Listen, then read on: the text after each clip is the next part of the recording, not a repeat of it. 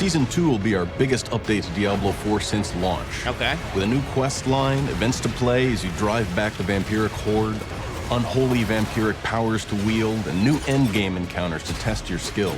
And players will need to harness the enemy's own blood magic against them to end this new evil before it's too late. Oh. Diablo 4, the Season of Blood. In Season 2, the people of Sanctuary have a new danger to face: invasion by an army of vampires. This shadowy vampire cult has laid claim to large areas of the world and have begun abducting innocent citizens to use in their dark rituals. Everyone's lives are at risk. What the including heck? your own. In Season 2, players are going to uncover a plot led by a new ancient vampire named Lord Zir, who's awoken recently. Lord Zir is a remnant of a lost age. Before there were humans in Sanctuary, it was inhabited by the firstborn children of Inarius and Lilith, who are known as the Ancients. But because of Inarius' actions, the Ancients had their powers drawn away from them. But some among them were not strictly subject to a true death. Zir and his cohort were banished to sleep for an eternity in the City of the Ancients, but due to the events of Diablo 4, the city began to awake, with dire consequences for the humans living on the surface above. During the events of Season 2, the player is going to contract a vampiric curse, but they're not under Lord Zir's control, Spoiler which gives them a alert, bro. unique opportunity to strike back against the cult and stop Lord Zir's plans. We'll encounter a variety of new characters this season, including a band of vampire hunters, one with a particularly shadowy past. Seek out Zir's army. Kill as many as you can. Oh, Eris is a voice professional acting. vampire hunter. She's crossed and recrossed the wilds of Sanctuary, putting an end to the undead since long before the events of Diablo 4.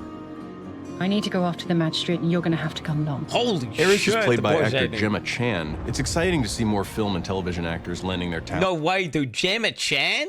Oh my goodness. talents to the video game world.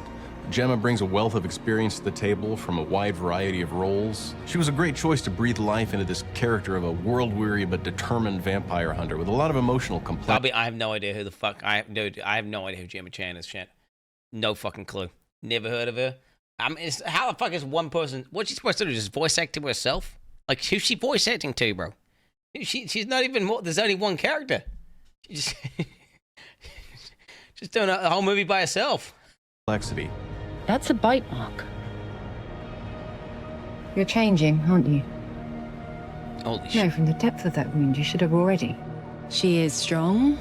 She's compassionate towards others, but she's also witnessed a lot of horror in her life, so she's pretty emotionally guarded and stubborn and fixed in her worldview. Oh, you're going to change. I'm sorry, but whatever's preventing your cravings won't last forever. It never does. She realizes She's a human female, dude. What the fuck? And she's got a voice. Let's go, dude. I fucking know. To be fair, her voice acting is good. There's no doubt about it. that the player character has these vampire traits, which makes him a useful tool, but potentially a disposable one. This is madness. Perhaps that's what it takes. One of the core seasonal mechanics for this season are vampiric powers. Vampiric powers can be acquired by defeating Bloodseekers and minions of Lord Zir in order to acquire potent blood, which allows you to unlock or upgrade vampiric powers. When you collect all of these various powers, they have costs, which are going to be detailed as part of the pack system. So armor pieces that you collect during the course of the season are going to have these packs associated with them. There are 3 types of packs, and you can use the boons they provide in order to fuel the blood seals for various vampiric powers. You can combine the power of different blood seals in the Sanguine Circle, so long as you have the appropriate combination of packs in order to power them. One thing we've really tried hard to do is to provide powers that enhance every build so that there's no one right way to play when pursuing that vampire fantasy. There's one in Spoiler alert, there's going to be one right to play the vampire fantasy. particular that I like, where as the player dashes, they turn to a cloud of bats, and they'll curse creatures they pass through along the way. As you kill those creatures, you're going to actually steal their souls. When you use certain abilities Fuck on your yes, character, dude. all of those souls are unleashed, dealing devastating damage to nearby creatures. There's also an ability called Rising Moon, where you can stack basic skills, and after you reach a maximum number of stacks, you go into a vampiric blood rage. If you can't get enough of bats, there's even a vampire power that allows you to summon a bat companion. They'll take a bite out of your enemies and have a chance to stun them. What the fuck, dude? No way! That's sick. Lord Zir's army is pushing across Sanctuary in an event called the Blood Harvest, which will always be active somewhere on the map, but will change locations in a cyclical way. Blood harvests are large-scale open-world events where vampires have overwhelmed an area in the hopes of enslaving the populace, harvesting their blood, and siring more vampires. Players will venture into these areas to rescue prisoners, stop sinister rituals, and hunt for high-value enemies. Of course, they'll be rewarded for their efforts with a variety of new items, as well as the potent blood that fuels their vampiric powers. In Season 2, the Season of Blood, we're going to be adding 5 new returning endgame bosses for players to engage with. 5. It's kind of a bit of an oxymoron there. 5 new returning. Once they get into World Tiers 3 and 4. Players will be able to earn the materials to summon these bosses by completing Whispers and by completing Helltide events. We have some new enemies with powerful elemental attacks, giving players more reason to seek out and equip gear that enhances their resistances. What sets these new in-game bosses apart is that they offer a new way to farm uniques. So if there's a build-defining unique you're after, you'll be able to target farm specific bosses.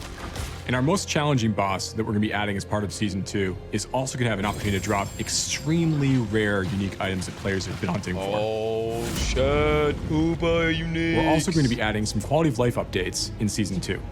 The first of which is we're going to be taking our gem system and making it so when gems drop for the player, you're actually collecting materials. They're going to be stored differently. They're not going to go into your inventory the same way to help alleviate some of the concerns about inventory space that players have talked about before. As long as you Okay, dude, you know what you can do as well? You can just add, you know how to alleviate inventory issues? You know, like the issues where we can't store everything in this fucking stash. It's adding in some stash space. We can just get some stash, some stash space. I don't know what to tell you. I'm gonna be honest. The stash thing is ridiculous. I genuinely have no idea how the fuck mother truckers at Blizzard playtested this game and made one character that went to level 100, a single time, and thought the amount of stash space that was in the game was adequate. Let alone making an alt, or a second alt, or a third alt. Because holy shit, it is just such a large issue, and it just genuinely blows my mind. Genuinely blows my fucking mind that it still has not been addressed properly. Dude, what is going on there? you finish the prologue, you can now choose to skip the rest of the campaign and dive straight into creating a seasonal character. Spoiler alert, they should just make it so if I'm just saying, like, when it comes to seasons, all these seasonal changes they're making, they're just redundant. And I don't necessarily agree with them. Like, the fact that they're saying all renown carries over. So you get everything. So you do it once and you get it forever. Well, they should just make that the default. They should just make that the default. Everyone who starts season just gets all these benefits. Because otherwise you're just creating a power differential between new players and people who have already played the game for no fucking reason. It should just be default. That should just be the settings which everyone begins on. Or they just remove it across the board. So then again, it's just fair across the board. Like, it's just, why are they doing this whole fuck around? It makes no sense to me. And it just creates imbalance. It just makes, it basically disincentivizes new players from playing the game. Because, people are going to be like, do you know what? I want to play a new season, but I haven't done all the renown. And everyone else just gets it. And I don't get it. So do you know what? I'm not going to play the game. It doesn't make any sense. They should just either give it to everyone by default or just straight up remove it. Because it's actually cosmetic now for anyone who's playing the game, because you just have it all. You just do it one time. So then just literally either turn it off or turn it on for everyone. It's that simple. If you previously unlocked a mount in Diablo 4, it will be immediately available to use when you begin your journey through the Season of Blood. And we've made it so that renown rewards persist through seasons, so that the reward is now account bound. As we do with every new season, we'll be adding a new season journey and a new battle pass filled with new, vampiric-themed cosmetics for them to collect. And we'll also be adding some new town portal cosmetics, both in the free and paid versions of our battle pass in Season 2. We'll also be making a number of other changes to the game, updating unique powers and items, reviewing legendary aspects for different classes. We're going to be updating stats like our resistance values across the game, and a number of other balance tweaks to make sure the game is... I like that. The resistance getting sold to us is like a good thing. Like, hey, we're fixing the thing that we put into the game that was broken and didn't work. Like that. Like it's a buff.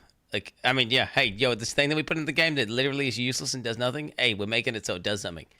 As fun as possible for players. Fuck yes. One of the most exciting things for me about working on seasons is that Sanctuary is a big place and there's a lot going on. Guys, we're putting resists into an ARPG that actually work.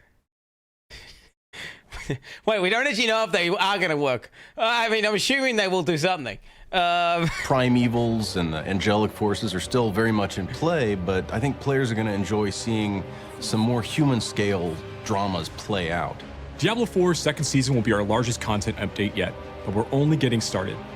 Along with providing new quest lines, powers, and events each season, we'll continue to improve upon established systems by listening to player feedback to make your adventure in Sanctuary the best it can be.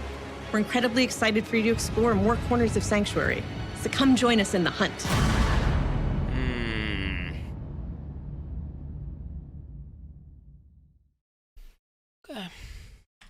I mean, that's a PR piece, isn't it? This is like a fluffy little lore piece that, you know, tells you a little bit about the story and tells you like a little bit of what you can expect. That's not really getting into the juicy details, but overall, I mean, you know, that's relatively compelling. I'd say like I saw this, I'm gonna be like, okay. Hey guys, how's it going? Long time no see. Welcome to another developer update live stream for Diablo 4. My name is Adam Fletcher. I'm the community director here for Diablo. I'm joined by our wonderful panel here. Some familiar faces, one new face. Feel free to introduce yourselves, you guys. Thanks.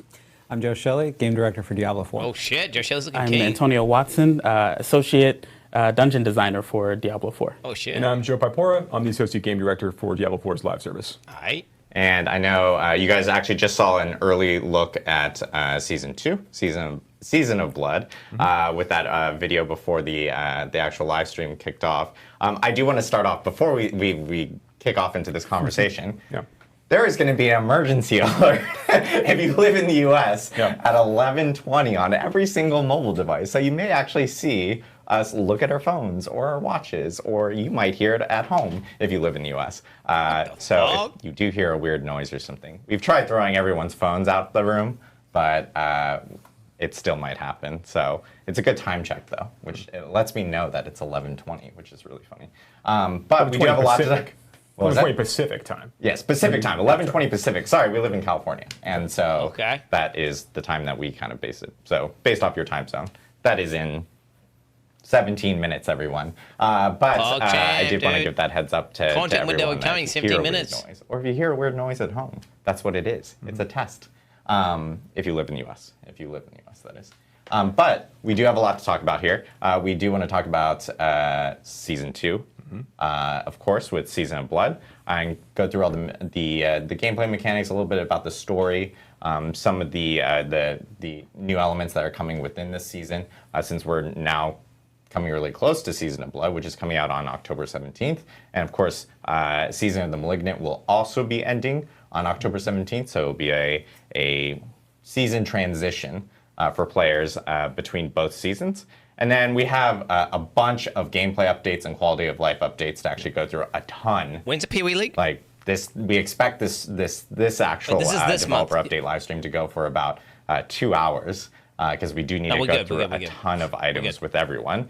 And then we have some news and announcements to make regarding Diablo 4 towards the end. And of course, we have our Q&A, which we'll be taking questions news and from Twitch announcements. chat. And then I know we actually have some questions from the forums because we had started a forum thread earlier this week or late last week regarding the developer update live stream. So I do know that we do want to kick it off with a little bit about Season 2. Yeah. So want to jump straight into it? Let's dive in. So I know that we just watched the video together where we talked about the Season of Blood. But in Season 2, the players are going to be confronting a new villain who's begun to surface throughout Sanctuary. A character named Lord Zir, this ancient vampire who's awoken recently and begun to gather all of these vampiric cultists and other followers to his banner in effort to kind of overtake Sanctuary and achieve his own aims across the world. Now, while the player is progressing through the season, they're going to meet a new character named Eris, who I think we have. So you're going to meet Eris during the course of the season. Eris is a vampire hunter who's been trying to thwart Lord Zir for the past the past few weeks and months. Trying to hunt them down and try to eliminate them entirely. She's not having great luck sort of investigating the cults. She needs more help. The player is going to kind of enter the picture, but as part of the story, as the player is progressing through the season, mild spoiler here, but the player is going to contract vampirism. Now, but due to the What the strange heck? nature of the interaction with the Lilith's blood in the player character, they're going to be able to resist some of the effects of Lord Zir's influence, and instead gain all of those same powers without those detriments that are holding back other creatures, which can be really, really cool. But Eris is going to be fairly nervous about this, as she's only ever seen anyone who ends up actually contracting vampirism in this way end up following and serving Lord Zir in the end, regardless of their intentions overall, which we dig more into a little bit later on with enemies and such. We're Nephilim, But chat. this represents this interesting new character that you're able to work with as you're kind of following the quest line of the season. So as you're going through these things, you'll be kind of going across all of the world. And I know, Antonio, we talked about how, or we had talked before about how there are a number of dungeons we added with the season, right. And you kind of go into some of those part of the quest line. Yeah, so we have new dungeons that are part of the quest line. You can explore crypts. There's a really cool dungeon at the end when you are going to confront Zir for the final battle. And in addition to that, throughout the story, you will be revisiting some old places that are a bit different now that Zir's minions have come and taken over. Yeah. So I think we're seeing some of the dungeon stuff here. Yep. So the new dungeons in the quest line are pretty cool, particularly that finale that you called out, like when you're getting to sort of get a chance to, once you've tracked down Lord Zir with Eris and you get a chance to really confront him in his lair.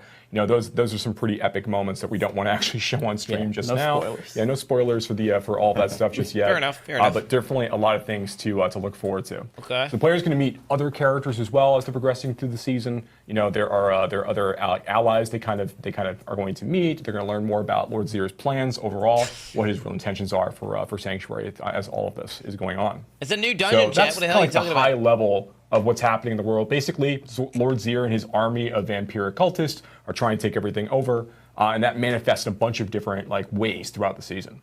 But I think the first thing I really want to talk about, or the next thing I want to talk about, are the mechanics, like what you're going to be doing during the season to kind of gain power and such. So we talk about the fantasy of the season is that the player is basically becoming part vampire during the course of the season of blood. And part of that comes down to making sure that we have cool vampiric powers for players to collect and use. So what we see here is our vampiric power user interface. It's the way players are going to be able to collect a lot of powers as they're progressing through the season, and then slot them into the circular UI above. So throughout the season, players are going to be able to acquire up to 22 vampiric powers as they play. And these are designed such that they are, unlike in Season 1, where with Wellington Hearts, we had a lot of very class-specific hearts baked in. We tried to make sure that the vampiric powers that players collect in Season 2 are all class-agnostic in nature. That's cool. So that there's just more combinations and things for players to select from and play with as they're thinking about their build. That's good game And design. yeah, so we have a few of these showing up right here. They come with a few different varieties in terms of the level of power of them, and each of them have a packed cost. I'll be able to talk about a little bit more in just a moment. But you see these pack costs listed at the bottom. Players need to acquire a certain armor pieces that have these packs associated with them in order to fuel these. Again, which I'll talk about a little more in a minute. shit. Why don't we actually see if we take a look at maybe a couple of these powers themselves real fast. Yeah, so here's one. So players who have a vampiric power they get as they're progressing through the season, where their evade allows them to turn to like a cloud of bats. And it also makes them unstoppable for a few seconds after they use it at the same time. Okay. And it's a way for the player to deliver a new effect that you can get throughout the season, which is called Vampiric Curse. So when you see that red effect above a lot of the creatures that the player is fighting, they're under the effects of Vampiric Curse. And if you kill them while that effect is active on those creatures, you get to steal their souls and bind them to you for a short period of time, up to 8 of them at a time.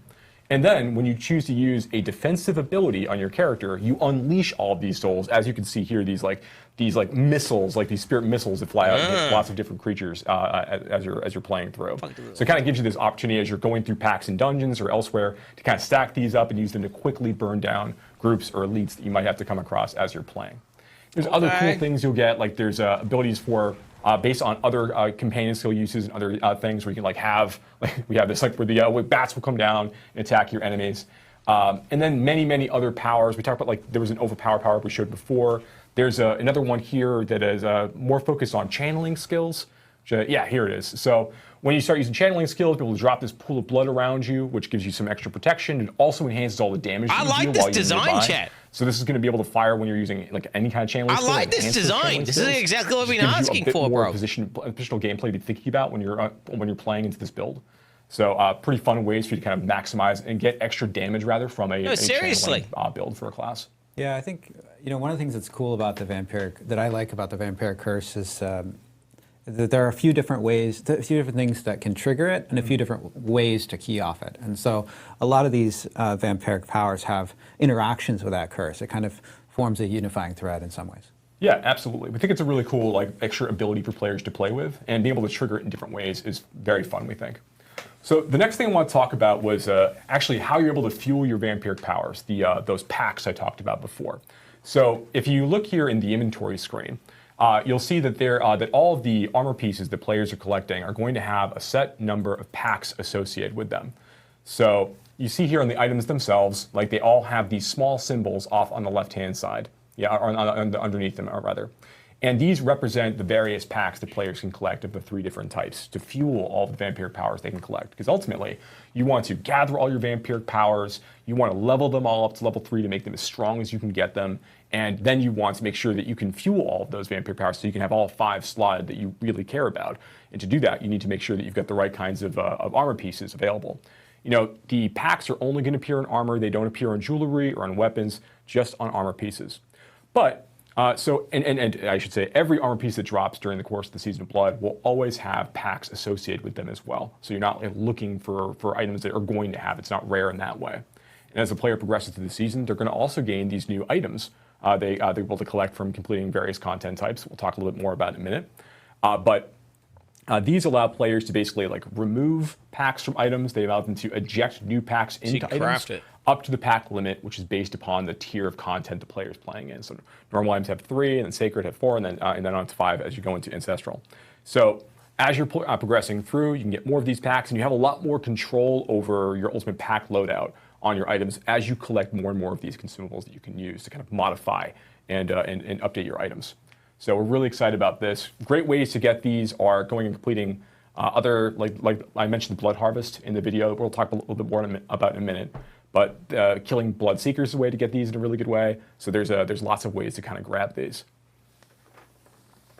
So that is that's kind of like the very high level. We'll talk more about about other things you'll be doing to gain those vampire powers. We get to some of the other sections of when we're talking about Season 2. But there's also a lot of new enemies and things we're adding as part of Season 2 as well. Right. So as part of Season 2, we actually added a bunch of new monsters. Lord Zier has a ton of different minions that will be all throughout the continent. First, we have here our Shadow Vampires. These guys are not your typical flavor of vampires. They have a bunch of really cool new attacks. You'll see them all over the overworld. You'll see them in a variety of dungeons. Fair enough. Paired with these guys, we also have our Blood Skeletons. These guys are kind of similar to our regular skeletons, but they also come with new attacks that allow you to have new counterplay and techniques in order to defeat them and get around them. So be prepared for that. Yeah, they have more race scanning action going on in their kits, right? As you're fighting some of the blood skeletons. Yeah, you definitely want to watch where you step, when you're engaging with these guys. Yeah, and the vampires have these cool things where they occasionally drop these giant heart-like lumps on the ground, and sometimes they'll be able to trigger shields off of these things. So you kind of change your target priority as you're going through spaces where you have to fight shadow vampires frequently to make sure that you're knocking these things out to prevent those shields from being applied. So yeah, there's some cool things to react to as part of this. But of course, that's not even the only creature, right? Because there's the man himself, right? Yeah. So we also have Lord Zier. Here he is on his throne. Brooding. Yes. He is the mastermind. You will be facing off with him throughout the season and during the end of the season. He is our big bad evil guy, and coming along with him are his lieutenants, the Bloodseekers. Oh yeah, the Bloodseekers. So Bloodseekers are really cool. So Bloodseekers are a new idea in Season 2, and the concept here is that as the player has been is sort of protected a little bit by Lilith's blood in this way, that they're not able to be controlled by Lord Zier after they contract vampirism in his forces.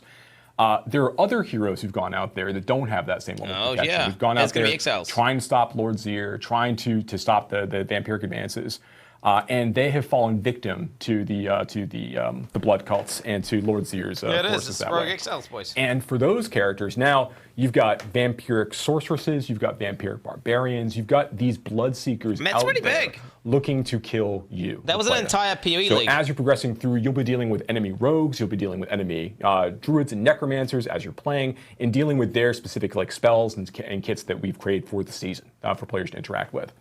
And honestly, finding Bloodseekers is great because these guys are just blood bags. You know, they drop. They have a really, really good chance to drop potent blood. And potent blood is going to be a currency that you're going to be collecting through the season. You'll be able to use to basically upgrade powers that you already have, your vampiric powers, and unlock new ones that are available through the vampiric power UI. So really, whenever you find Bloodseekers, you want to take them out because they are, first, they're pretty fun to fight. They're a little challenging, but they also have the ability to give you big upgrades for your vampiric Rewarding. powers. And they can jump you too, right? So like we make sure like Bloodseekers are you'll find them in the world, particularly like in Blood Harvest. We'll talk about that again. I keep saying we'll talk about things in a minute, but you know there are lots of chances to get them to fight them in Blood Harvest. But you can also find them in dungeons and stuff too, right? Yeah, so you can see them in the overworld, but they will also invade you in dungeons. So don't let them catch you slipping. They will be all over, finding you when you least expect it. Yeah. So you just, once you're passing through a dungeon, you will have a barbarian jump on you, whirlwind, they'll be all trying to slow you down. Do you reckon they're going to be overtuned and just fucking one-tap you? So yeah, a lot of new enemy types as part of the new season. So then I guess next thing is, finally it's time to talk about Blood Harvest. Yep. Yeah, okay. So I mentioned before that Lord Zier is taking over Sanctuary, and Blood Harvest is really the way that we're representing Let Joe that. Shelley talk. Now, starting right at level 1, you'll find that Lord Zier's minions have taken over broad swaths of the 5 zones in Sanctuary. And it's going to be filled with like his minions out there trying to like drain the blood from a variety of different people. There's that emergency alert. There's that emergency alert that we talked about. There we go. Right. Now Okay. everyone gets to experience this together. And my phone as well. So while these events are active, or rather these activities are active, you'll find Lord Zier's armies like marching across Sanctuary, taking people hostage, taking them prisoner, draining them of blood, and just causing general havoc in these areas where there's like new propping and there's new creatures. There's lots of things to do as you're kind of going through this. So what's the difference Someone needs to remind me at the green Blood screen. Harvest and Helltide? Sure, that's a great question, Antonio. So obviously there's some similarities to the way that things are working in Helltide. The difference here is that first of all, it's available right away at level 1, as you're progressing. But also, while these events are active, there's always a Blood Harvest active across Sanctuary at any given time. Like when a Blood Harvest ends in one location somewhere in Sanctuary, a new one's going to pop up as Lord Zier's forces now move to a new location. And one of the cool things about Blood Harvest that's a little bit different than things like Helltide is that as you're kind of going through and playing, you're going to be earning a couple of new materials that you don't get elsewhere. And that is, you're going to be able to earn Bloodlures, which Bloodlures that you'll be able to use to basically like bait Bloodseekers to come to you to be able to fight packs of them as time goes on. And you're also going to be earning these vampiric keys you can use to open like prisoners like cuffs, to be able to open vampiric caches and other things out in the overworld. And one of the cool things about this is that these materials that you're collecting, these currencies that you need to kind of like do some of these activities, these don't disappear at the end of a Blood Harvest. So as you collect them, they stay with you from that point forward. So there's not limited progress in that way. Yeah, here's an example of a player going and using Bloodlures to summon a few of the Bloodseekers in combat. So yeah, and then whirlwinding accordingly. But so that's a couple differences. And the other is there's actually another new feature they're adding in Season 2, which we're calling right here, it's called Hunter's Acclaim. And as you do things in the Blood Harvest area, as you're killing Bloodseekers, as you are freeing prisoners, as you're completing new Blood Harvest themed whispers that are also going to be active in those areas, you're going to be earning Hunter's Acclaim that will allow you to basically go and earn a number of other rewards. Some of the vampiric powers that you want to unlock for your character are available through this system. Rip system? What is this? A few of them. And then there's lots of like potent blood you can get from the system, and then also gear as well as you're progressing through. So there's a bunch of different stuff in here for players to do. It's we're really excited to see how they level up in this experience. And the Blood Harvest occurs in addition to Helltide, right? Once you progress up into the higher world tiers, you'll still be seeing Helltides. That's absolutely right. You'll still see Helltides as well, but you'll also see higher level Blood Harvest as you get into like world tiers 3 and 4. Awesome. So we got a lot of information here about Season 2, but Season 2 also has some other components to it that actually are beyond even just like seasonal stuff. Like, and I know people may have seen in the video the discussion that we quickly brought up like before the stream actually started, which was about the new bosses that are being added in. Can you guys kind of walk through like what the new endgame boss system is going to be for players that do want to kind of experience that? Yeah, absolutely. So you're right that first and foremost, this is content we're adding to the Eternal Realm as well as the Seasonal Realm from this point forward. Yes. We're continuing to add more activities like this as time goes on. But there's actually, I think I have a handy dandy chart, a very designery chart to help players understand kind of what we're talking about here. So what you see here is the way that we kind of look at the content progression of Diablo 4, the way the players are playing through the experience, the sorts of activities they engage with as they play at various stages. Like in Season 1, right? Yeah, in pre-season and Season 1. Yeah. So yeah, you can think of it in that way.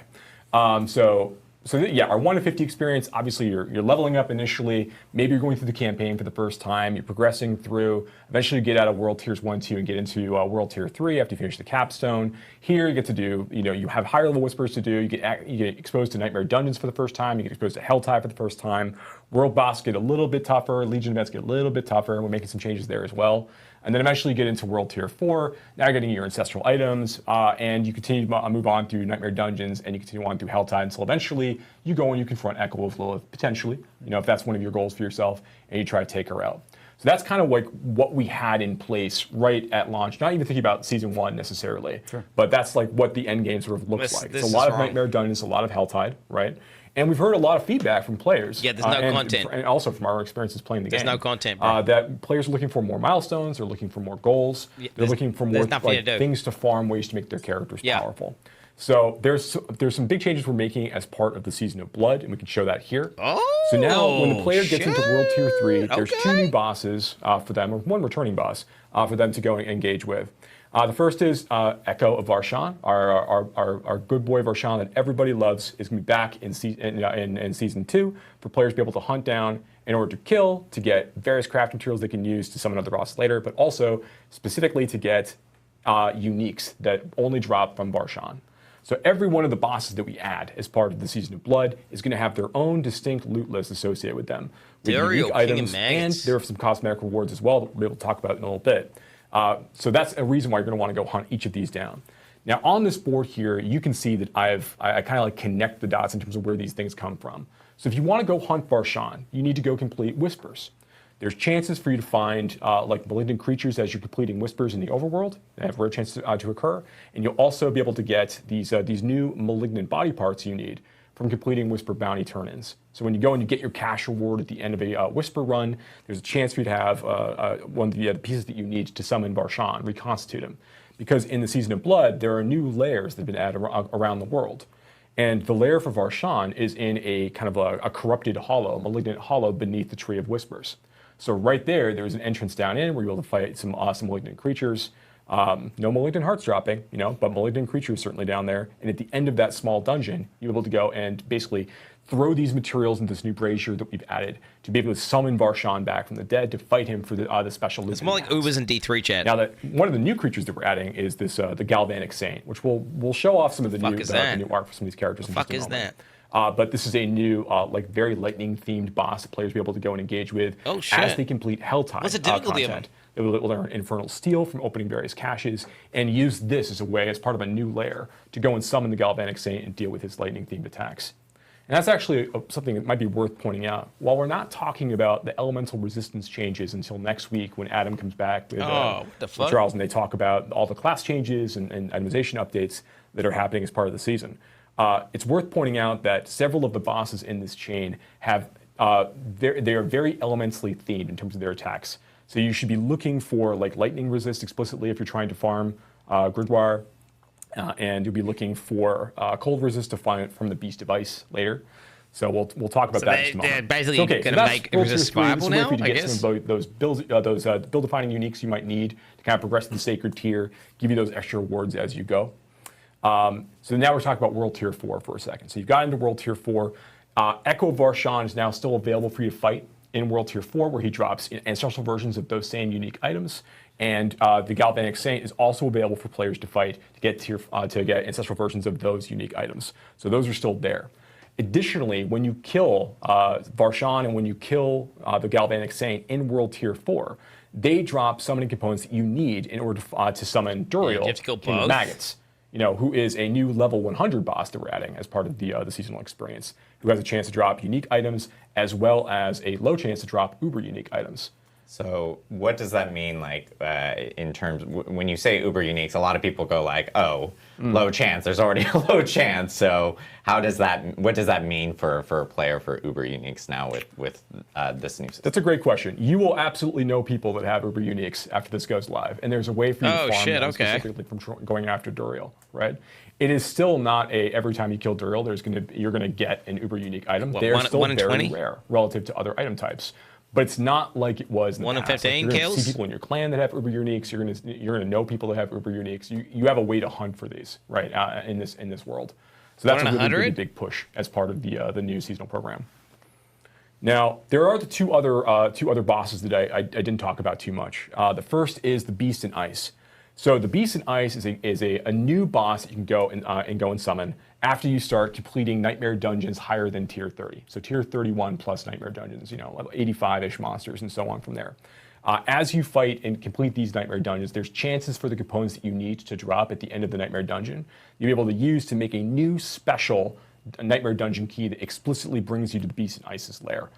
So that is the way to be able to summon forth the Beast in Ice and fight them in combat to get their special loot. And they've got some really potent items as well. And then lastly, for the new boss we're adding with the season, is we talked about Lord Zir already. While you will be able to confront like a story version of Lord Zir as you go through the quest line in World Tiers 1 and 2, there is a much more difficult, challenging version of Lord Zir that you'll fight in World Tier 4 once you're ready for that content. And you'll be able to access and summon forth Lord Zir this way as you kill world bosses in Season 4 and as you kill, in Season 2 rather. Season 4. Legion events. As you kill world bosses. Yeah, I know, really am.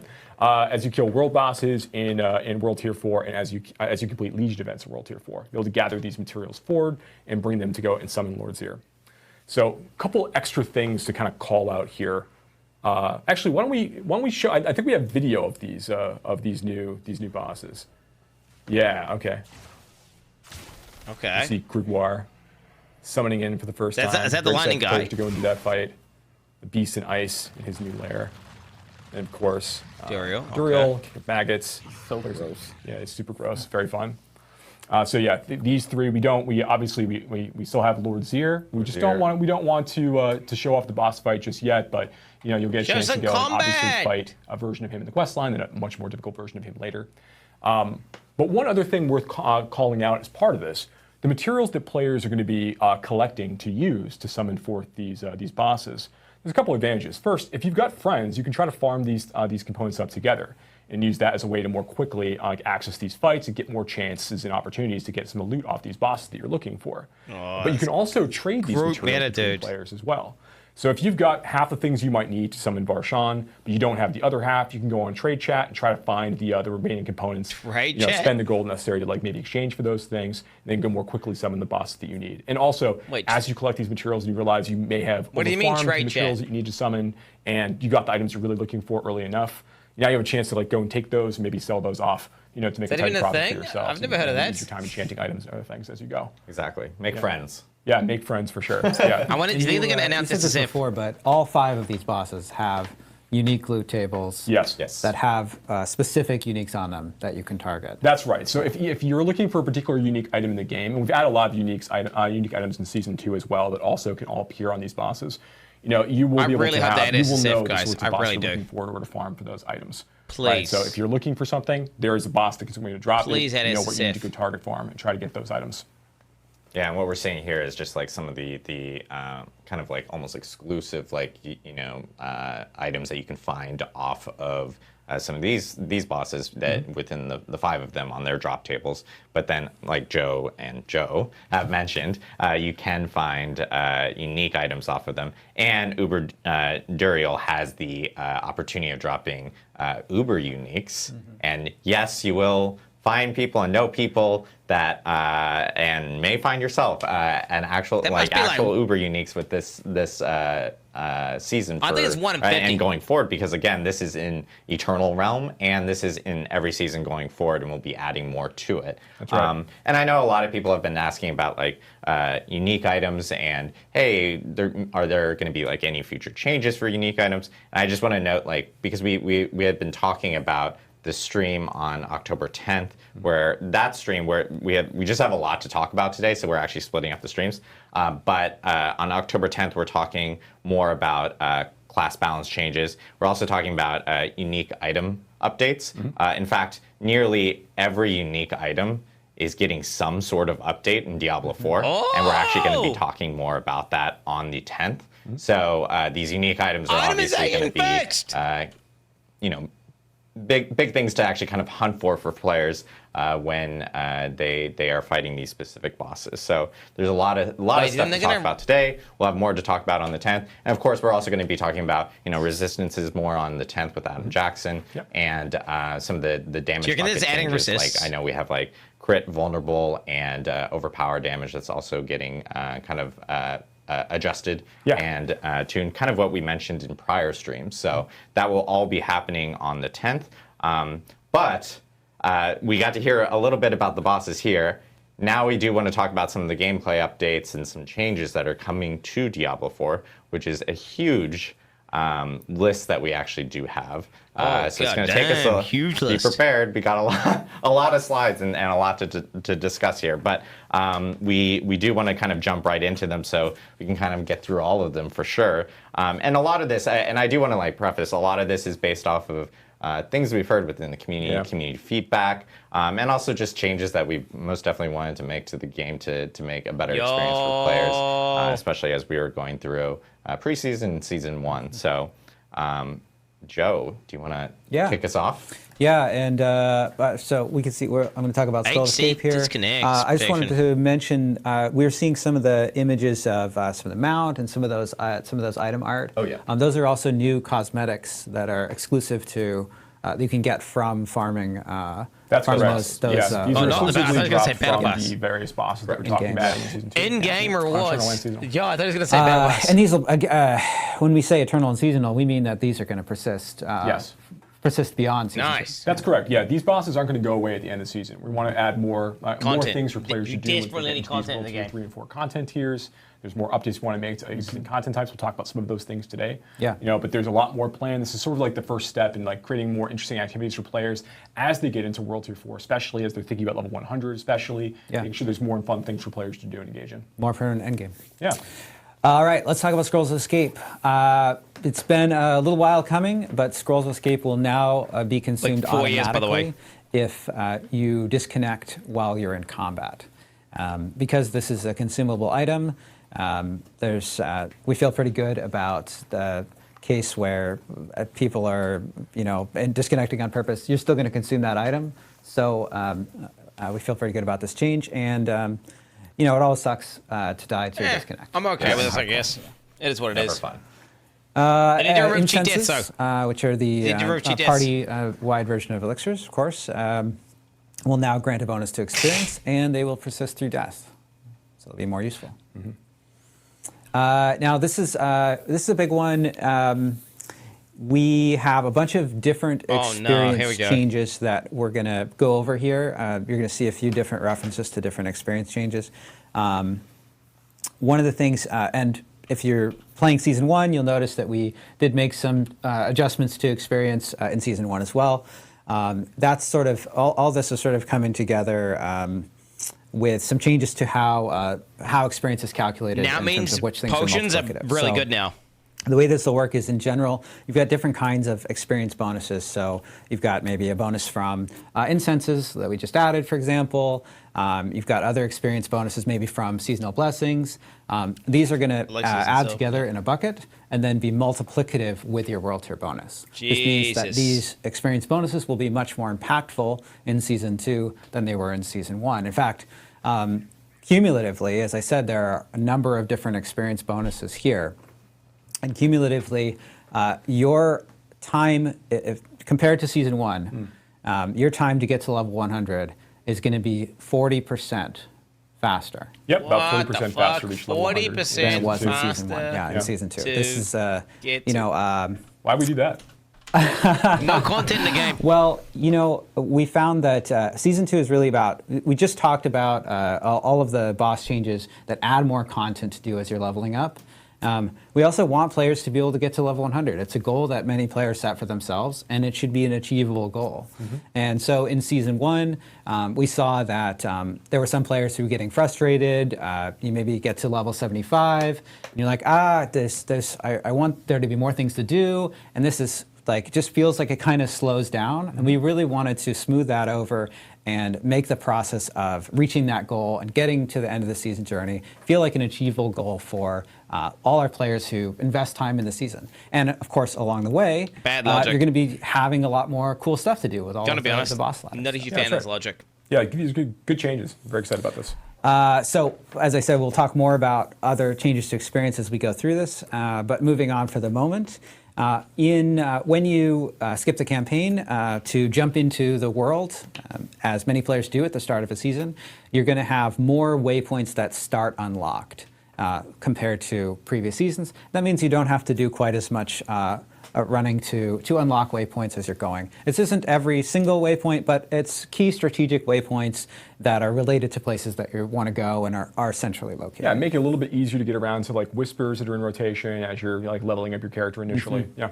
Yeah, and there are some other changes. There's kind of a suite of changes. You know, I was just talking about a number of changes to experience. There's also a suite of changes to sort of town efficiency, and this is the first one that we're going to talk about. What some more is in a little this? bit. This is a big one. I know this is one that's close to Joe's heart in particular. Renown rewards will now persist between seasons. So what this means is that when you create a new character in a season, you can still earn renown. You can still do side quests if that's something that you enjoy doing. You can go and do strongholds. You can do all of those content Just types. remove it from. But all of the rewards that are associated with renown will persist. So Just remove it if from you have, and seasons. you don't have to. You're not going to have to log in on a different character or anything. Like any reward that you've claimed, if you claimed it in preseason, on Eternal, Why? in season 1, on any character, you're going to have that reward automatically. It's redundant. When you create your new character in season 2, and this applies to all of those obols. It applies to skill points, Potion upgrades. potion Changes, upgrades, all yeah. that stuff. Yeah. It's just Fucking nice hell. to be able to start a new character and not feel like you have to go do every single side quest over again to get all the stuff. Yeah, you If know, you just and get it, this is something remove it that's from seasons. this is a really good point, Antonio, because when we are talking about these general improvements, what these came from is a lot like us, the dev team, playing the game, and I think Joe mentioned this before, but it's really important, playing the game and then reading feedback from players, feedback on social, feedback from videos, everything, and really looking at like what are players asking for, where are there places where we Content. can make the game more We're fun. looking for Because, content and you know, we itemization talked updates. back in season 1, like our goal is to In-game continue content. making the game more fun for players, right? And so this is really sort of the result Fucking of that. skips. Yeah, absolutely. I think making sure that players Make have 'em- more choices when they are able to log into their seasonal character right away and not feel like they've got this oppressive goal of needing to completely fill out their renown in order to play optimally for the season. Yeah. I think it's gonna be really, really healthy and good for the experience. I'm really excited for players to be able to just be able to carry these things over with their characters. Now, you're not going to need to log in like you did last time when we made changes in the past. Now, like after you've claimed these rewards on a previous character, you're just going to have them on the future characters. That's right, yeah. And I was going to say the. I disrupted your flow. No, no. it's all right. Train of thought Let's go to the gone. next. Let's go to the next bullet. Overworld monsters. Yes. So this relates to another change. We're going to talk about it in a little bit. But overworld monsters will now match your player level in World Tiers 3 and 4. I know that Good this is in preseason it worked this way, and we ran into Those are good changes. some challenges with the game not feeling like you were getting upgrades that really felt powerful, and players rightly called that out. Like, look, I want to get powerful new items, and then I want to smash monsters. Yeah, and you want that's- to feel more powerful. That's a when you really level up core and part such. of the loop. So this change makes these monsters on par with your level. This is based on reviewing season 1, but it's coupled with some other changes that make sure that that it does feel meaningful and powerful, and you're not just feeling like, oh, I'm just sort of playing catch up. Yeah, we'll talk about that a little bit more later on. All right. And of course, at the end of season 1, your season 1 character is going to migrate to the Eternal Realm, and so we've added 2 additional character slots to make sure that you have plenty of space for more characters. Yeah, and one thing I do want to note is like when characters are migrating from season 1 to Eternal Realm, we actually have all that information that's going to be posted immediately after this live stream. We have a huge blog that will be essentially talking about everything related to season 2, and so all the details about how that actually happens, how that works, will be in that blog. It works very similar to like if you play Diablo 2 Resurrected, you'll know exactly how that works, and it's very similar to that. But all that information will be on the blog afterwards. Yeah, so. we'll go into detail about what happens with your items and how they carry over. Yes. Yeah, lots of great info there. Okay, so next I think we have towns. Yeah, towns and vendors. Yeah. So a couple things we've changed here to make towns a little more efficient, and that's like really a focus of ours as we kind of move forward. First up, the occultist is now set up by the Tree of Whispers. So when you go back and you turn in your whispers, there are additional functions you can perform right there without having to like fly off to Kyovashad or anywhere else to go do other work. So that's nice for the loop. We've gone through, we've added stashes much more liberally throughout Sanctuary. This is the first of those changes. So any small town with a waypoint attached to it is going to have a stash near it as well now. So just more opportunities to drop things off or pick things up as you're out there playing, either while you're leveling up a character from 1 to 50 and you just are finding things you want to drop off, or as you are playing in the end game and you're finishing whispers and things nearby. More opportunities to get to a stash. And then, additionally, we've added stashes to like near a lot of different vendors in capital cities. I think we have a video for this in just a moment, but we'll get to that in just a second, I think. But yeah, we've added more stashes all over the place. And then, of course, purveyors of curiosities. These lovable rogues, really tucked themselves away in a distant corner of a lot of the capital cities throughout Sanctuary. We're bringing them closer to the waypoints. We're reacclimating them to society. So he was down in Africa before. He was down there. Sure that they're a lot easier to reach, as you can see here for Kyovashad, like the Purveyor of Curiosities is now like right in the tavern. So it's just a lot easier to go and spend your obols as you're accruing them, and it's harder for you to forget that you have obols, for example. You'll get more gear as you're playing. The stash inside look at that. More social.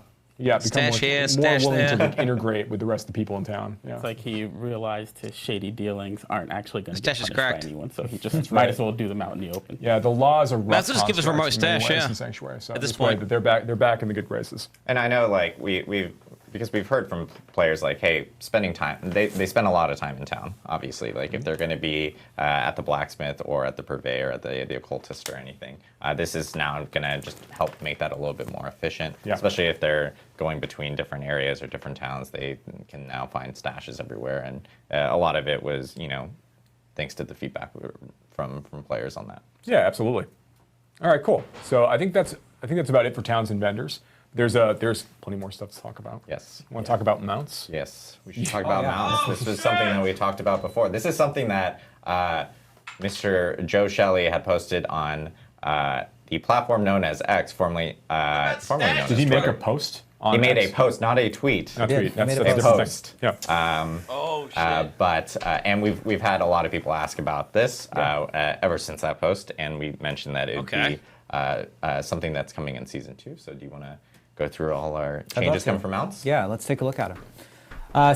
The first off, there are a number of changes to mounts, but I want to call out that the one that players and we feel is the most significant here is it's just that they're going to get stuck less, right? So when you're trying to turn your mount like in a tight corner, or you're trying to navigate through a narrow space, the mount is going to much less frequently come to a dead stop or slow down. Very cool.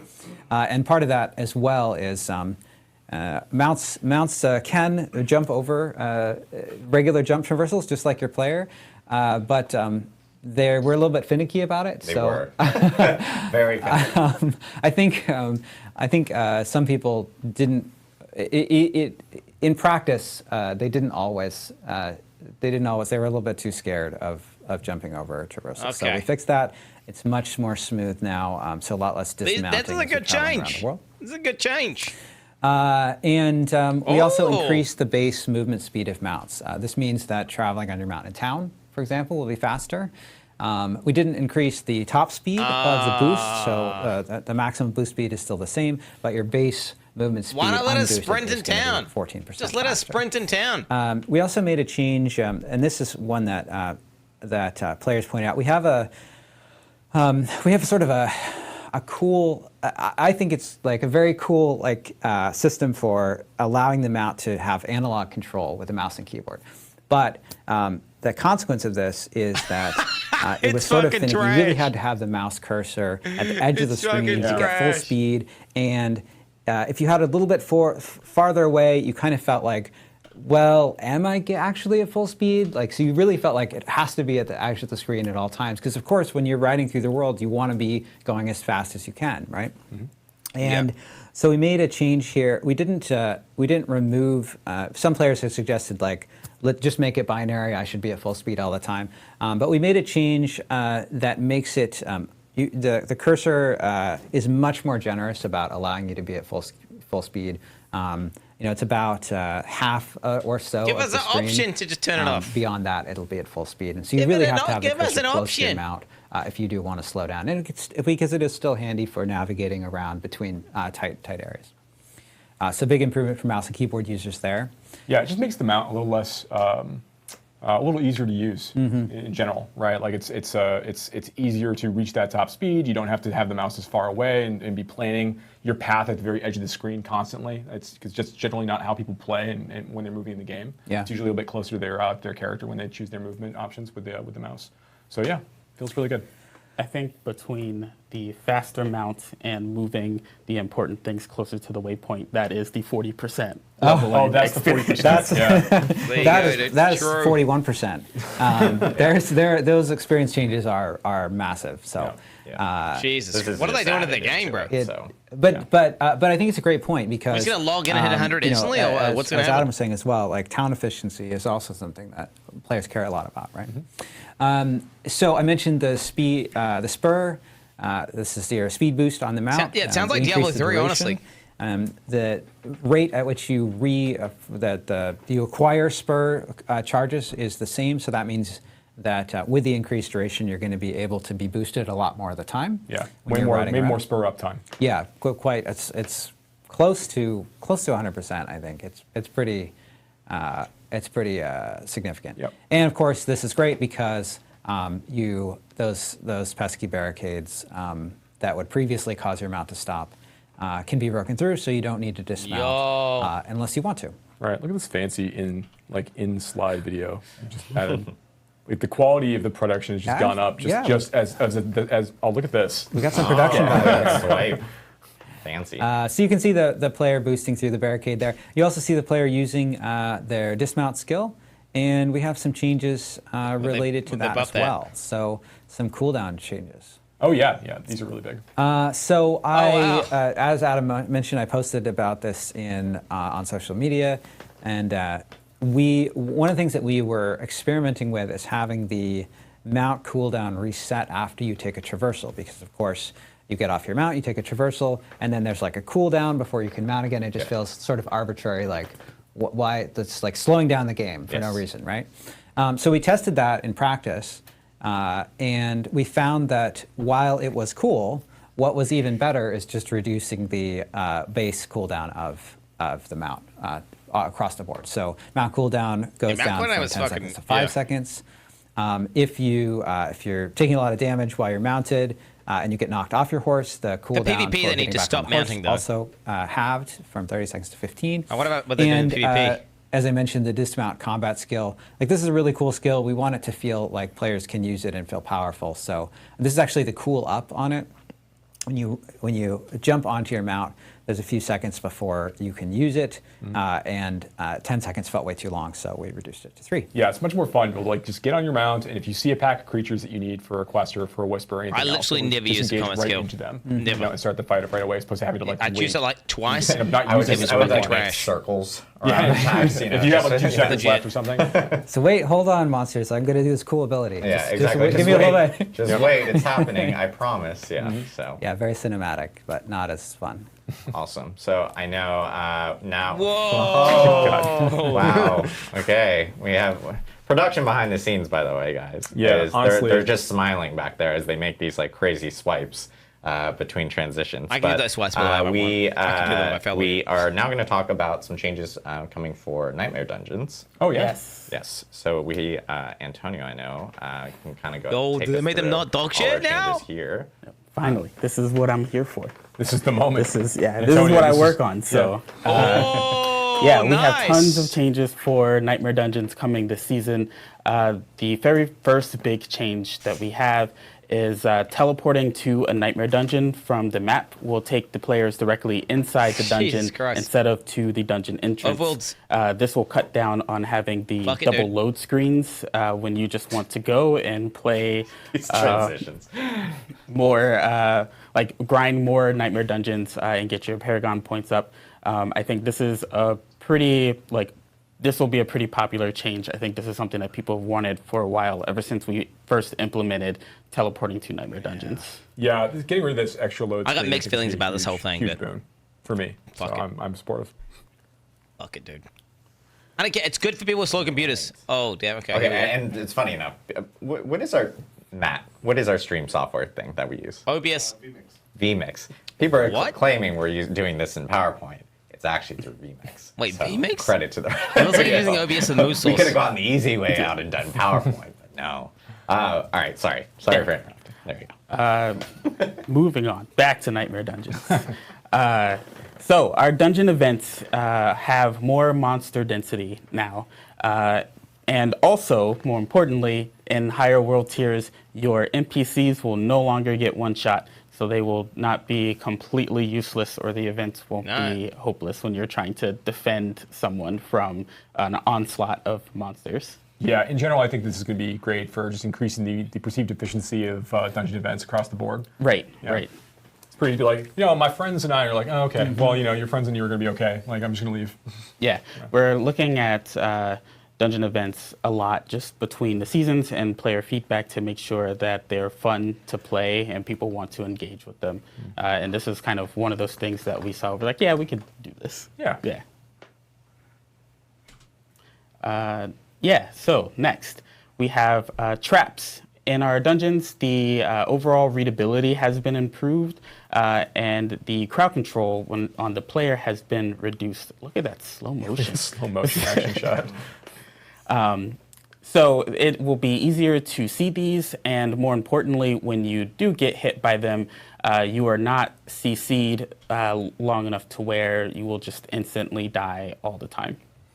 Yeah, and I want to call this out so players. I want to make sure players are not confused about this. We're not just talking about CC on the traps, right? Right. We're talking about Sounds just like CC that. across the board from monsters. Oh, just wow. in general, like your CC time will be decreased. Oh, wow. Yeah. So if I get stunned by a vampire knight, I'm going to spend less time CC'd. Right. Waiting, yeah. Right. Less time CC'd and less time going back and restarting the Nightmare Dungeon because you died. Right. Yeah. And this is really valuable with increased density, of course, because there are more monsters on screen. Exactly. Yeah, there's a pretty extensive amount of changes coming for CC. So when players get a chance to check out the patch notes and everything, they'll see the full run through of all the changes that are coming up for CC. Fuck, this is kind of crazy, chat. Yeah, very cool. I'm gonna be honest. There's What actually else we Like got? quality footage. Yeah, I do love this. I footage. can't. This get is enough of there's it. kind of like a lot of changes. This is like the most changes they've ever done, right?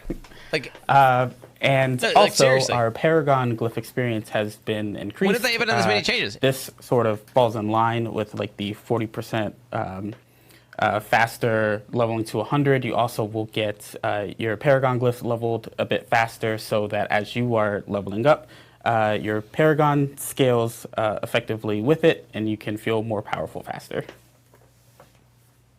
I don't think all the changes are positive, by the way. I'd say That's about it, 80, though, right? Oh, no, 90% wait, of them there's are. there's a whole other section. No, there's more stuff. Oh, okay, well then sure. You can't Talk have about- Nightmare Dungeons without the afflictions, That's right? true. Talk about afflictions. So we have a number of changes to some of our afflictions. We are constantly looking at these and evaluating player feedback. The first one up that I have to talk about is backstabbers. So what it used to be was when a monster attacked you from behind, it just did a set increase in damage, which led to a lot of cases where players were getting one shot, right? Yeah. So we changed this so that the close monsters attacks from behind will now cause you to become vulnerable, and then that vulnerable damage that you take is increased on a scaling metric. So the higher the dungeon tier, the more damage that you will take. This gives you a little bit more opportunity to have a bit of counterplay. It's not just all of a sudden you're dead. You can play around this. You can react to it. If you manage to make a mistake, it's not the end of the world. You can strategize and pivot so that you don't end up just immediately dying. Yeah, I mean, just that vulnerable condition there does give you that opportunity to sort of see, actually, look, yeah, my health globe is cracked now. Yeah, okay, I need to be more careful as I'm getting hit, because creatures can do a lot more damage to me while I'm in this state. Right. Yeah. For monster critical resist, now the monster attacks reduce the damage of your critical strikes for 3 seconds, and then this also scales by the dungeon tier. So now once again, if this happens to you, you have the opportunity to play around it, and it's not just completely nerfing your damage the entire time. Yeah, I mean, people would avoid this one, this affliction particularly, because it was a massive reduction in damage overall, because you didn't have any control over it either, right? Right. And just in general, what we want to avoid are afflictions that are instant salvage, right? We don't want you to look at your sigils and say, oh, I don't want to play that, and then just toss it every single time you see it. So this is sort of a greater effort to make this a bit more fun, so you can see it and know that it's going to be more difficult, but not unplayable. Right. Death Pulse. So we made some changes to Death Pulse. Now we prevent the Death Pulses from monsters that already have death explosions, like the lunatics.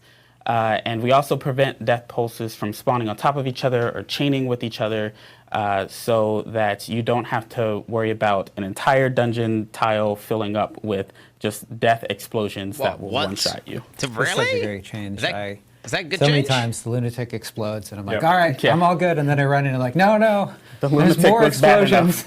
Yeah. I mean, And yep, no, we're good. There we go. There we go. Lightning Storm. Being shocked while in a bubble grants 35% bonus movement speed for 5 seconds. This is a change coupled with the other changes, where it only starts with when players are in combat, and it only starts when you have a direct path to the protection bubble. These holistic changes were basically implemented to make sure that Lightning Storm doesn't slow down your Nightmare Dungeon exploration. What we were seeing a lot was players wanted to get through the Nightmare Dungeons quickly, but when they had Lightning Storm, they had to stop, run backwards, go hide in the bubble, wait, then make up that lost time. This is the one that killed my guy. Go backwards. Yep. So Like, the I'm out movement of speed combat. bonus helps a ton because it helps you make up that lost time faster. And then these other two changes mostly focus on some of the more egregious examples where like a traversal is in between you and the bubble and you can't get to it in time, or for some reason it's just a little too far behind you and it's difficult to get to. These will ensure that you know when the lightning storm is going to happen, and you know there is a way to get to the bubble. Yeah, that makes sense. Yeah. And finally, Drifting Shade. The duration of the Drifting Shade has decreased from 5 seconds to 3 seconds, and the respawn time has increased by 2 seconds. So similarly to Lightning Storm, we didn't want cases where the Drifting Shade pops up and then players spend more of their time running circles around the Drifting Shade than they do focusing on completing the dungeon itself. So this should make it a little bit easier for the dungeons for you to be able to navigate the dungeons with Drifting Shade and not just want to avoid it completely. That's an annoying like brick thing, right? That follows you around. All right. That's what we're thinking of. It's like that annoying. Yep. it's a- More yeah. Nightmare Dungeon More stuff. changes to Nightmare Dungeons. So this is, in addition Yeah. to Nightmare Dungeons, this is also for our normal dungeons, but we changed some of the objectives for a handful of dungeons. You will see this in the Nightmare Dungeons for the This season is huge. specifically. But we removed the objectives so that now when you go into the dungeon, all you have to do is really just go find the boss. You can focus on the critical path. There are dungeon events and other things going on that are optional, but if you want to go Wow. in and find the boss, you can just go Default's in and go good. straight to the boss. So we're trying out this change. We're going to see kind of how it works with the dungeons that we've implemented it on, and we're definitely keeping an eye out on player feedback to see how they like it. Default Rax, good. who's watching, has a tear of joy sliding down his face right now after hearing that, I'm sure. And finally, for the pool of Nightmare Dungeons this season, like we do every season, we've went and evaluated the dungeon layouts and we've redesigned a number of these. So for the ones that do have objectives, we've changed them to limit backtracking even further. But we also wanted to be conscious of making the dungeons just feel too linear.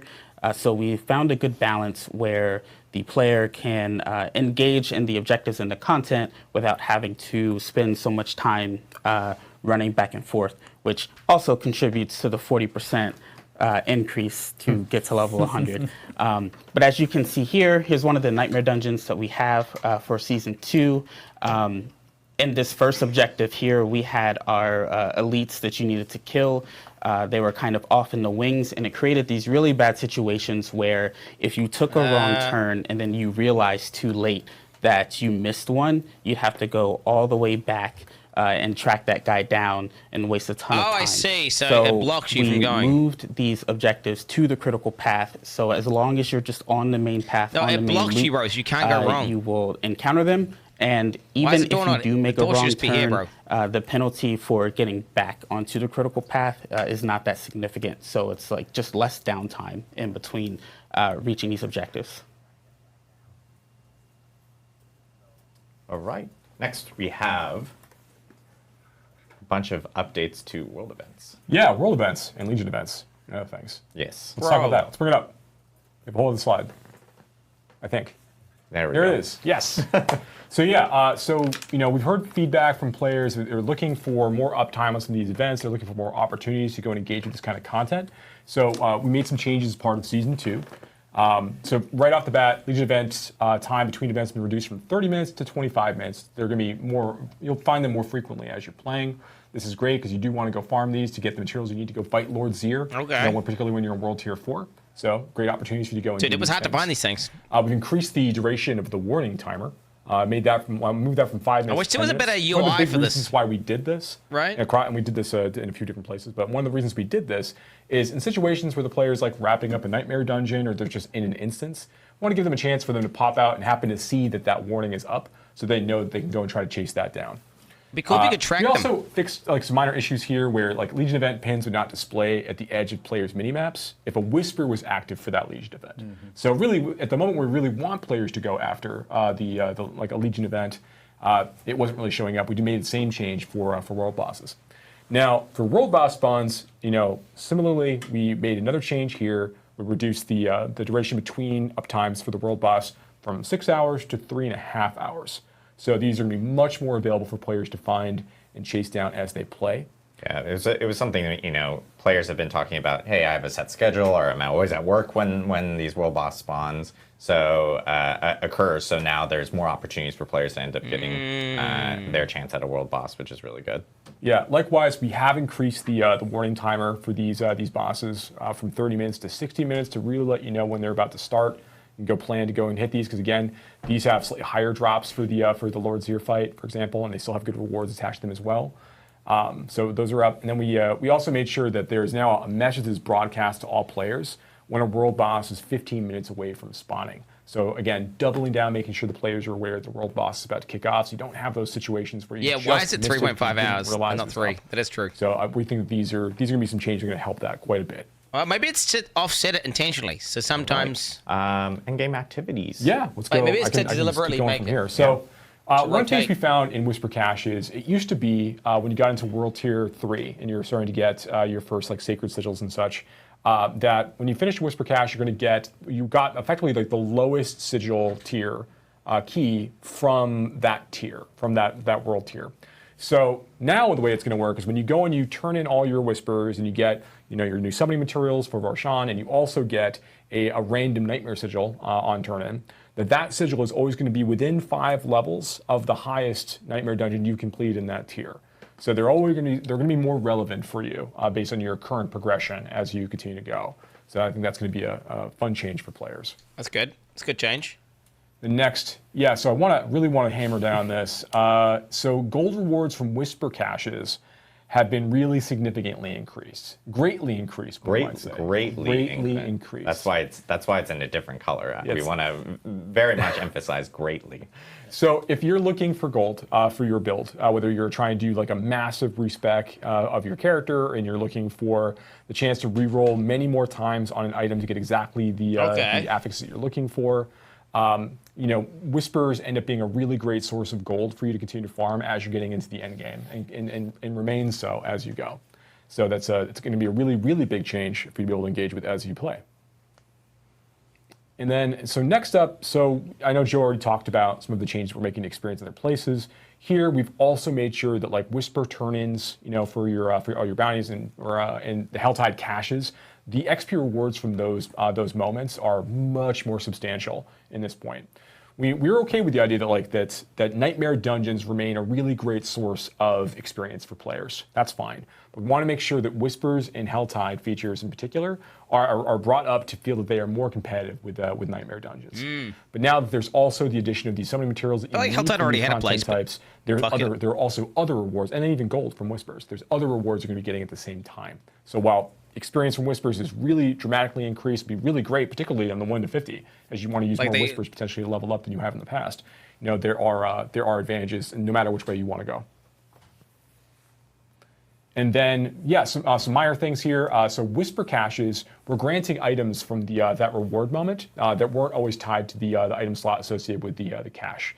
So we've gone through, we've made some changes on the loot side to ensure that won't be the case anymore. So if you go and you open a boots cache, then you're always going to get boots from that cache.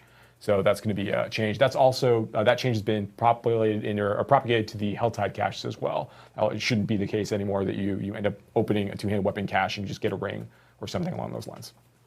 And then also, Helltide chests now also have specific icons on the map to indicate their type. So if you're trying to figure out exactly where rings could be found or where you could find light weapons or whatever else, it's a little bit easier for you to find those things from the map level as you're looking around. So yeah, some good changes for endgame activity stuff there. All right. Next, we got some UI and UX changes. Oh, dude, stash. Into the game. Oh, here we go, junk. Joe, do you want to take us through these? Yeah, absolutely. So, of course, players have been able to mark items as junk for a while now, and you can once an item is marked as junk, you can actually sell all junk in your inventory, which is pretty handy. But it's really sort of some players have different ways that they want to manage their inventory. They've got players who are like, I want to go back to town, and then I want to do all this, or I want to do it in the field. And so we want to provide more flexibility for players who like to manage their inventory in different ways to do that. So we've added the ability to favorite items, and of course, this protects from situations where you might have accidentally salvaged or sold an item that is really important. Dude, stash. And when you use the sort button in your inventory, I thought they were going to say stash, as an interface. The aspects that have the same power will now be sorted together so that they're easier to find. Yeah, helps out a lot more when you're trying to dig through your inventory and figure out exactly where things are. That's an L. Yeah. This one is a little bit subtle. So when you're looking at the affixes that are listed on an item tooltip, so maybe you have strength and crit chance, something like that. the sorting of those affixes is now consistent within the type of affix that it is. So if you have two items that both have strength on them, the strength is going to appear in the same location vertically in the list of affixes. Good. That sounds small, but which it's makes big. it a little bit easier to evaluate when you're comparing both of two them. items to each other. Exactly. And dungeon map tooltips. This is, I know, Adam, this is one that this is one I like. As soon as I saw this, I was like, oh, thank you. Yeah. Thank you. So they'll now display, when there's an active whisper, they'll now display the aspect name and the description. It's no longer hidden by the whisper being active on the dungeon. Yeah, everyone's got a like one or two things in particular that are fairly like small in isolation. They're like, oh, thank God that thing is changed. Like that one thing got updated, which is great. We're excited. Mm-hmm. Of course, this is a really cool one. You can now search and filter your stash. And I think we have a video of this. This includes text search. You've got a bunch of different filters down there. You can filter by item type, item rarity. You can filter by wait. secret and ancestral you items. can type, right? And then you can see there at the bottom we've got a text box. You have a text box. You can search Well, for okay, yeah. keywords and other text on the Wait, item. now they're going to say And stash this space switches across quadrupled. all your stash tabs too. So if you take a look at the top there, Now they're gonna you can see that the well, it's a little bit hidden by the tooltip right now, but you can see that there are 4 items in this tab that have that fill the criteria and none in the other tab. Or in this case, there are 3 in that tab and 1 in the other tab. So they're highlighted. So Come make on. it easier for More players stash space, to bro. search through and find items. Big dick stash space. Come on. Yeah, another a hotly requested item from players Absolutely. as well. A lot of our UI UX updates in general are, fueled by feedback that we've received either through social media or on our forums. Absolutely. Yeah. We have some more.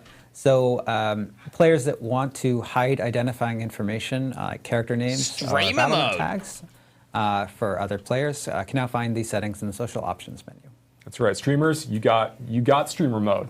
Yo! And this is a one that we've seen a lot of feedback on. Players want to be able to hide vulnerable with a status effect. This is a good text, so change. vulnerable, dodge, fortified. This is an option that's been added to the menu to hide those, so you can hide them Nice. along with hiding the combat numbers. Yeah, this is a direct response to everyone Complaining. on X and other media platforms that will text us on a regular basis asking for this option. It's Yeah, like, they'd be that's like, Why I is can it hide not the in the numbers, game? but I can't hide. Yeah. Fortify. totally fair. Happy to get this out to players. Yeah. Yeah. And we've added an auto run feature, so you can Nice. bind a key to auto run, and then you can the character will run in the direction that they're facing on a controller, or the direction that you the mouse cursor, where the mouse cursor is located. So you not can bad. start auto That's running, useful. and then you can review your inventory, bring up the map, do those kinds of things. Mm-hmm. Awesome. And then we have a lot of One more thing. Wait, what is stash tab? I don't want to forget this I'm one. like, see, we have so much stuff, and I know I try Yeah. to get ahead of myself. And Yeah, I'm like, but let's this go one, to the next section. this one is important. Antonio was talking about the improvements to Nightmare Dungeons to help navigate through them. This change to the minimap significantly zooms out the base zoom level of the minimap, and this will really help players navigate through towns, navigate through some areas of the world that are sort of more dense in terms of terrain and obstructions, and navigate in dungeons. This means that when you're in a dungeon, you can see more of the dungeon layout that's near your player on the minimap than you could before. Yeah, if you're approaching a fork in the overworld, you're not sure which way leads back to the main trail. Like this is definitely a huge benefit for players. Yeah. And I know now I can get ahead of myself here. We have a lot of updates regarding items as well that we do want to kind of go over. So, Mr. Joey P. Oh yeah, sure. Happy to talk about some things. So yeah, we made a few changes. I know that some things we've already talked about a bit before, right? But here, gems no longer drop directly as rewards. Now players can be earning these new gem shards, these fragments materials they can use at the jeweler to craft their own gems. So basically, as you're wandering through the world and you're killing monsters, you're opening chests, you're gonna be dropping these fragments as you play. And rather than having like individual items that go into your inventory, These shards are going to go into your materials tab. So let's go and into a then panel, as you chat. want to create gems, you can go back to the jeweler. You can spend those fragments to create Not really jewels, feeling the weight of gems the rather, that will go into your system. inventory that you can then slot on items the way that you like. So it basically takes all of those gems have been randomly appearing from completing events and opening chests out of mean- inventory. It gives you the option as the player to choose when you want YOLO. to go and create gems that you need for your items. And just to make sure people are aware, like, of course, when you do create a gem, it does then appear in your inventory, which then allows you to then, of course, sock it into an item. But now you won't be finding all those gems out in the world that will fill up your inventory. Those will just appear as materials now. When they're going to within say your stat space, materials tab. dude, they're And going you to say also stat space salvage increase. those gems that you do Huge create, stat space. and then use those materials to go and create better gems. Huge. So yeah, big changes there. It frees up a lot of inventory space. Feels good. Enchantment cost been updated. What a strange single line, What a right? very general So line. the ultimate thing here that I want to cut to is enchantment costs overall have been reduced, but the way that works out is that your initial enchant cost is going to be a little bit higher than it is currently for your first enchant, the first time that you do it. What the And fuck? then the progression of the cost of that, of re-enchanting that item, is going to go up much more slowly over time, and it's not going to spike quite as quickly.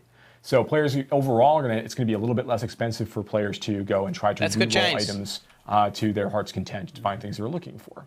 And So you can't this really break partners items. with the changes that we made to Whisper Bounty cash turn-ins, where you get like way more gold from at those Greatly moments. increased. Greatly, significantly increased in those situations are going to help those defer a lot of those costs for players if you don't end up using a lot of that gold to go and trade and do other things instead.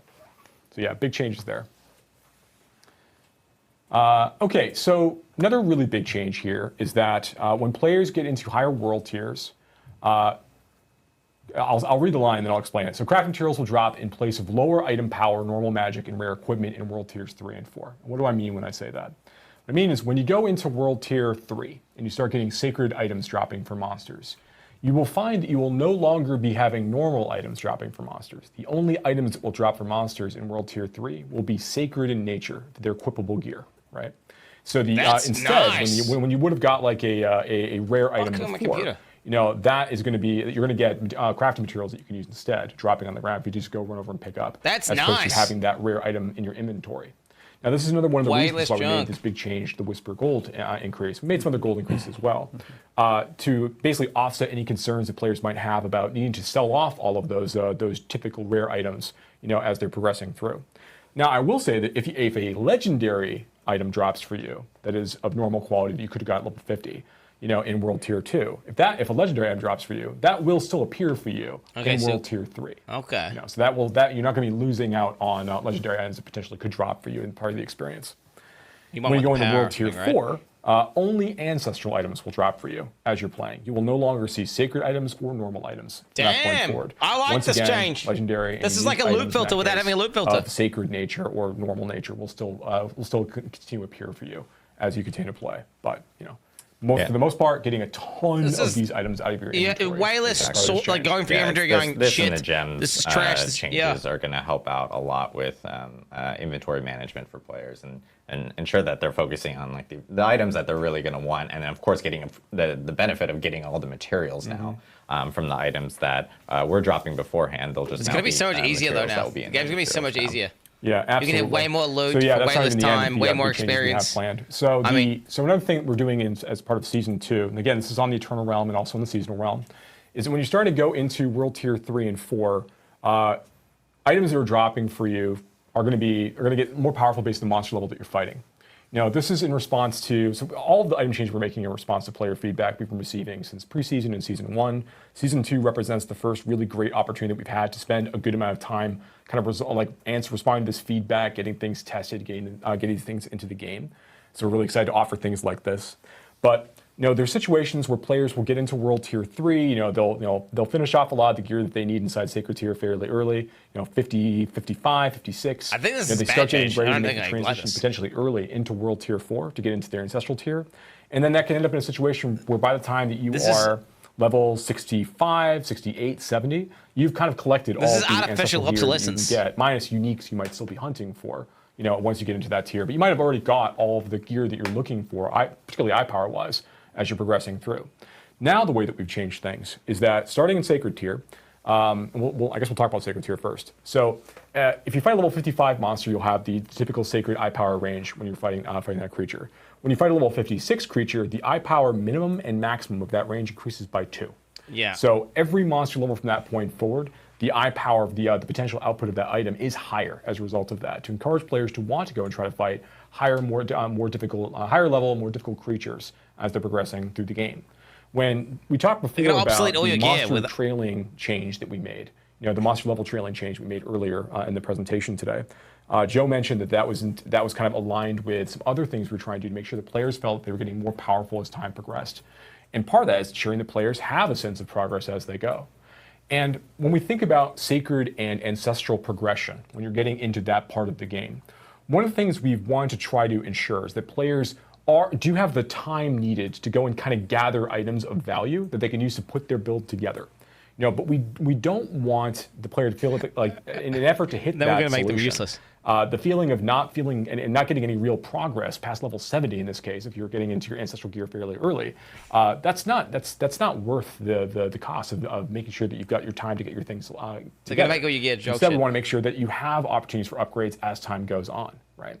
So in World Tier 4, starting at level 75, you'll have the typical range, but then that continues to go up by 2, for every monster level above that, going up pretty high.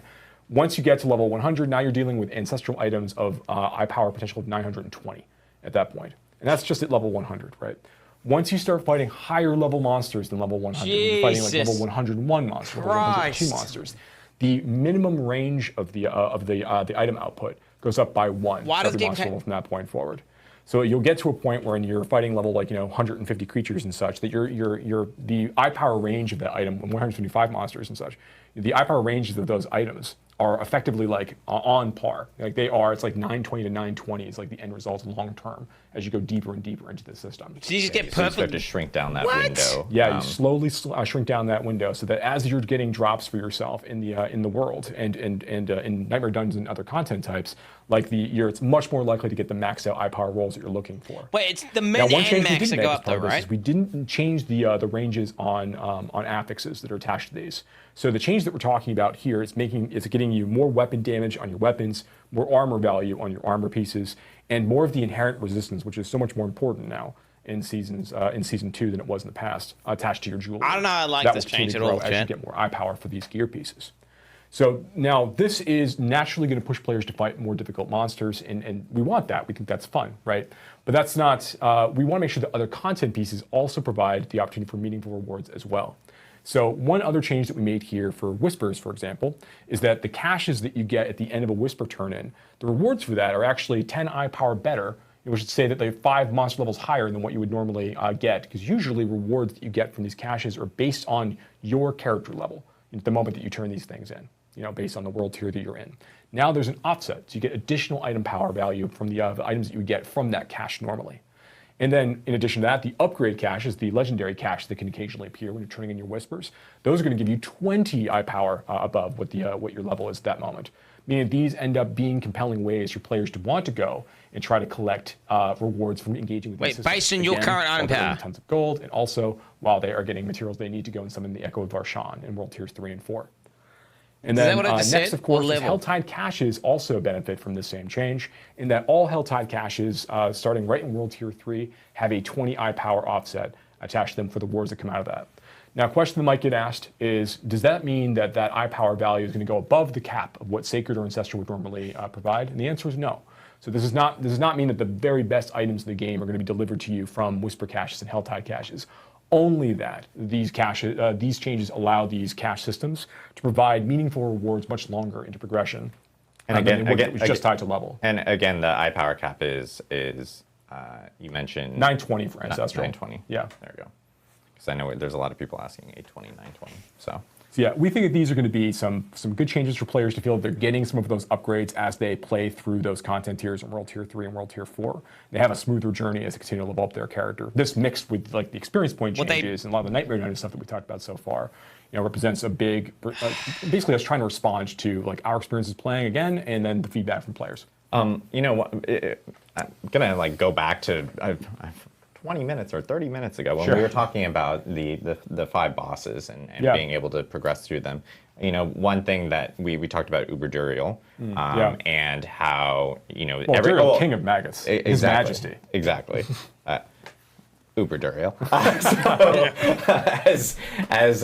But with all these new bosses, because they all have their own loot tables and everything associated with them, at least with Duriel, because that in itself is a level 100 boss. So what type of item power can you expect to find off of like Uber Duriel? Yeah, you'll find iPower 920 stuff off Duriel. So there are unique items that Duriel drops that are only, some of them are very new and coming in with Season 2, that only come from Duriel that are just really powerful, right? And then there are the uber unique items that drop as well. Now, for the unique items dropping him, there is a tighter range versus relative to other bosses and other things. In general, unique items that drop from these bosses they're not going to roll the full 75 eye power range. They're much tighter across the board as you kind of step up into the more powerful bosses. So I think the eye power range for Duriel, the eye power range for Duriel is much smaller than 75. I don't remember exactly what the range is specifically for that number, but that is increased. But the uber unique items that drop from that have a chance to drop, a low chance to drop, but still will certainly drop from Duriel. Those are always rolled at cap, so they're always rolled at the highest eye power possible. And all of the affixes on the uber unique also always roll at the highest values possible. So when you get an uber unique item, there's not a better version of that specific uber unique item that you can get. That's always the very best one. Yeah. So if you find a Shaco, you've got the very best version right there. So yeah, you have it. Yeah, that's awesome. Nice. Cool. Well, I know we just went through a slew of changes and updates coming to the game. And again, to reiterate, we still actually have more to talk about. Yeah, we didn't talk about classes. We didn't talk about unique items. We didn't talk about unique item changes. We didn't talk about the damage buckets. And I will note, unique item changes, like I said before, pretty much almost all unique items, or nearly all unique items, are getting some sort of update, which we will talk about on October 10th. I know a lot of people have asked for Mr. Adam Jackson to reappear, and he will be back on October 10th to talk about all the different class changes that are coming. And he has been summoned. He has been summoned. He's on vacation. We got the materials. He's watching, though. We got the materials to summon.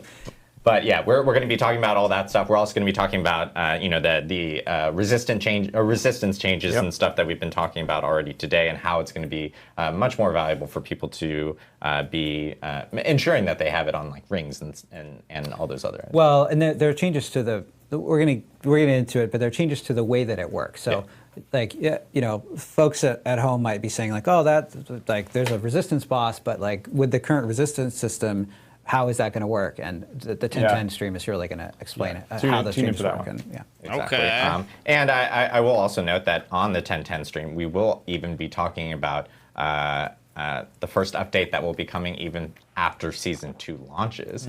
And that's something that we can briefly talk about here, which is after Season 2 launches, we'll of course have additional updates that will be coming within the season. And each of these updates are going to be adding new things, new ways of being able to enjoy the content, and new features that players have been asking for.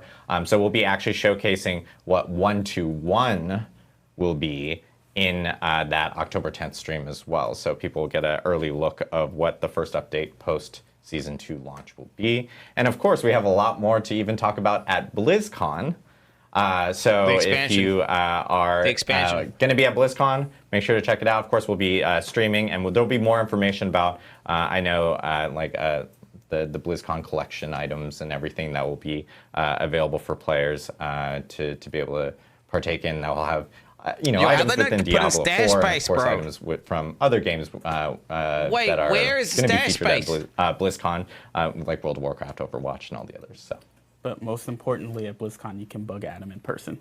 Yes, you can bug all of us in person at BlizzCon. So make sure to, if you are going to be coming to Anaheim, to check it out. And if you're interested in coming, of course, you can grab a ticket to BlizzCon, which is in early November. So. Be good. First weekend in November, Friday and Saturday. All right. One other thing that we did want to talk about is there's some changes that are coming in regards to Smoldering Ashes for the free tier of the Battle Pass, because we've gotten a lot of feedback from players, and this kind of ties back to the experience items that we were talking about, where the tiers of the Smoldering Ashes were pretty deep in, and you know, you would already be like a higher level and everything like that. And I know one of the big changes that we're doing is the character level requirements for those specific tiers with Smoldering Ashes have been reduced. So players will now actually run into those Smoldering Ashes and be able to use them. Yeah. And they will automatically unlock now, which is really nice. Earlier within the actual. But it's not pay to win, right? The speed up passing doesn't get you. Yeah, so if you happen to like miss one when you're leveling up, which I think happened to a lot of players, certainly happened to me. It's like it's now when you go back to the and you actually open up the battle pass. With the battle pass you've already unlocked those Smoldering Ashes. You can go the Smoldering Ashes are free, but you can skip with the battle pass again. And benefit from the right way. On new but you would season never blessings. get to Yes, that there are point because three it was level. It was level by. It was locked by level. Do you understand? That will be part of the new battle pass, of course. And of course, one other thing with the battle pass is there is going to be new town portal skins that will be unlocked and available for players as well. So of course, you can now change from blue town portal to different color town portal if you'd like, and there will be other town portal skins available in the battle pass as well. So yeah, I like this angelic sort of feel to this one. Angelic one, very cool. Yeah, you can look like you're friends with Imperius or like best friends with Imperius with your new town and again, portal. The free track. Exactly. Yep. Imperius, Inarius, sorry.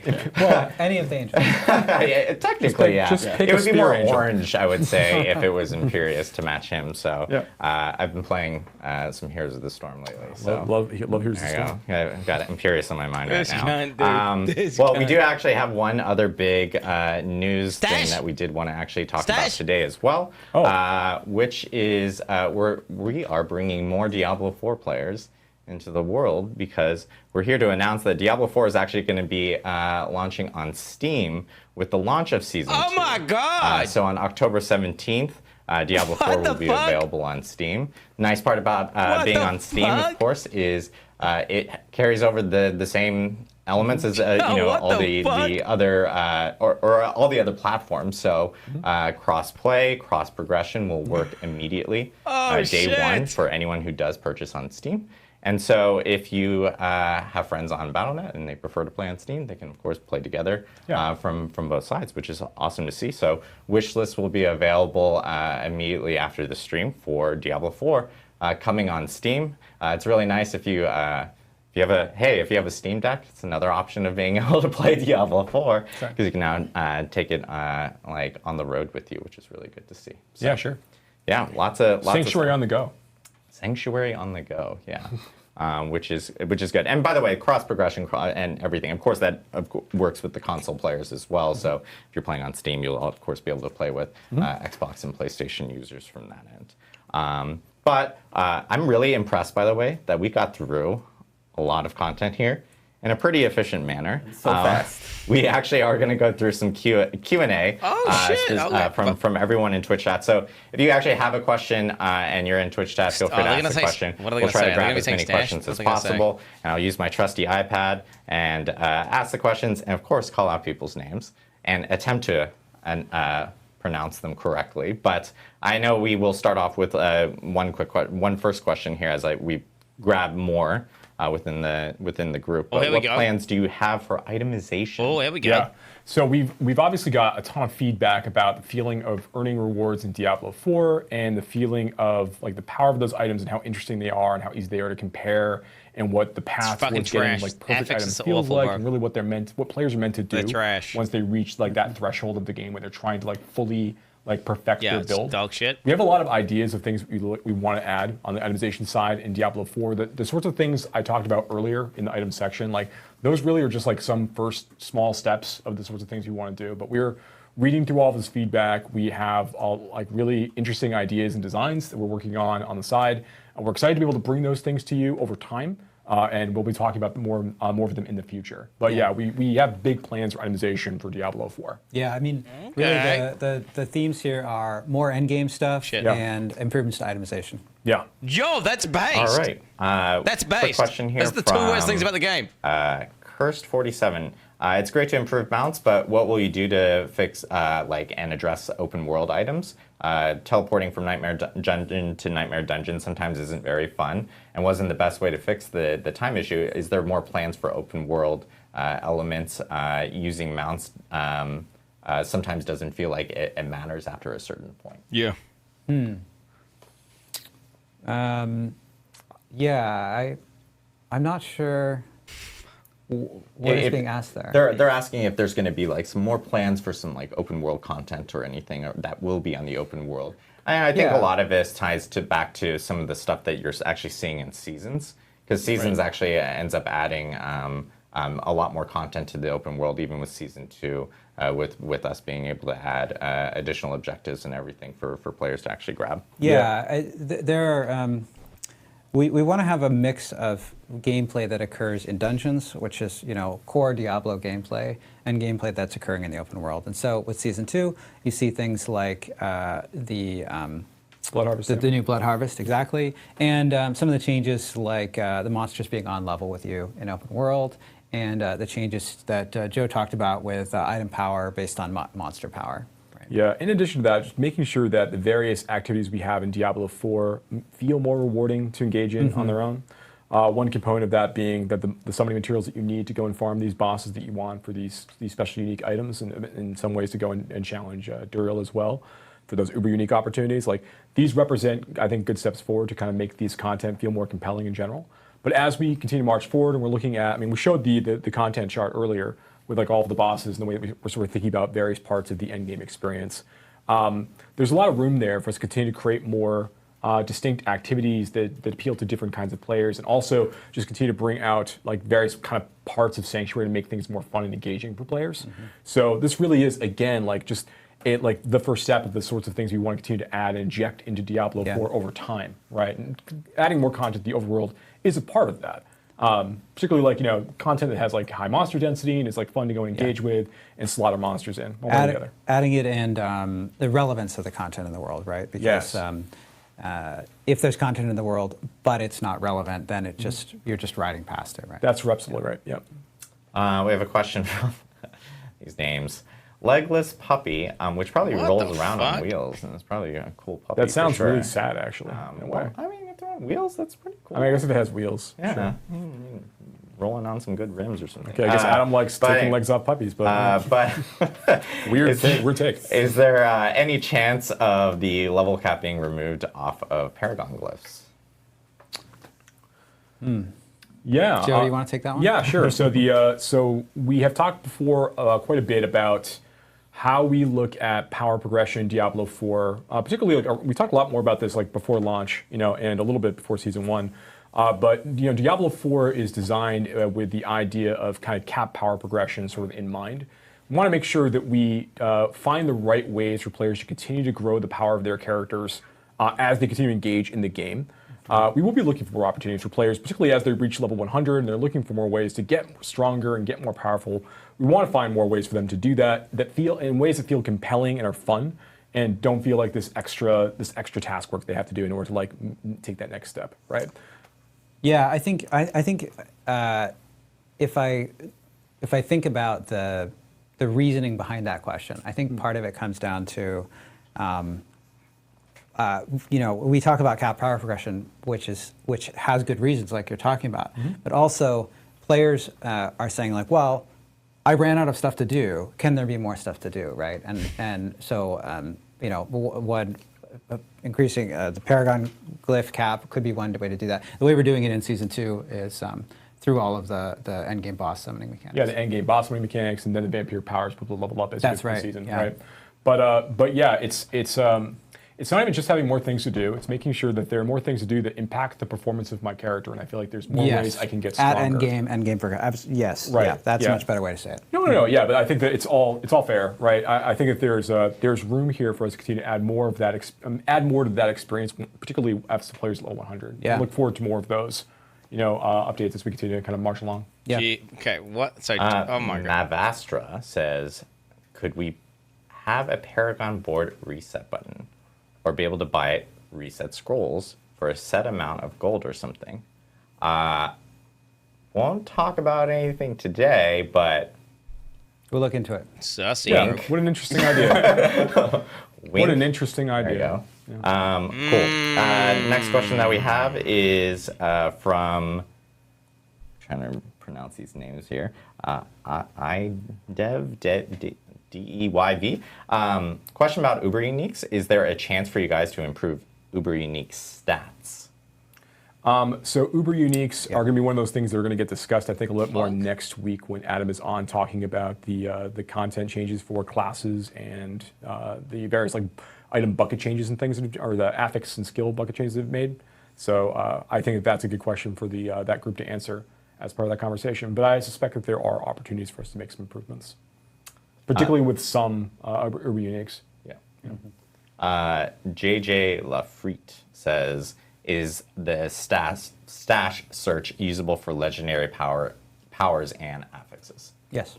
Yes, you can search through those. So it'd just be searching through the box or anything like that, because we do have that field that lets you actually look that up specifically from that end. Nelix87 says, are there any plans to give clans some love? Currently, clan management is very limited. Clan leaders and their officers has very minimal tools to track anything related to the clan. Are there like maybe plans for like clan stashes or more opportunities for clans to actually be able to, share? Yeah, we'd love to add more social options, and in particular clan management tools, more cool things for clans to do together, and that's something that we'll have more to share on in the future. Pewter Odin says, will we be receiving more coins in the Battle Pass instead of 666?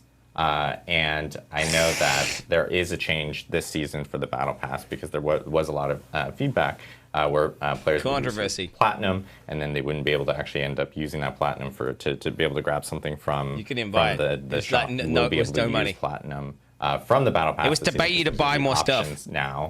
That will meet that specific amount. So players will have some options available to them from that end. Sounds more ethical now. Yeah, feedback, guys. Bicepulus? Look, I pronounced it right. How many? Proud of myself. How many uniques will you add every season? Any news on set items? So no news on set items just yet. So we don't in want terms set of the items. number of uniques we're adding every season, We already have set items. We've been sticking to around 6 so far.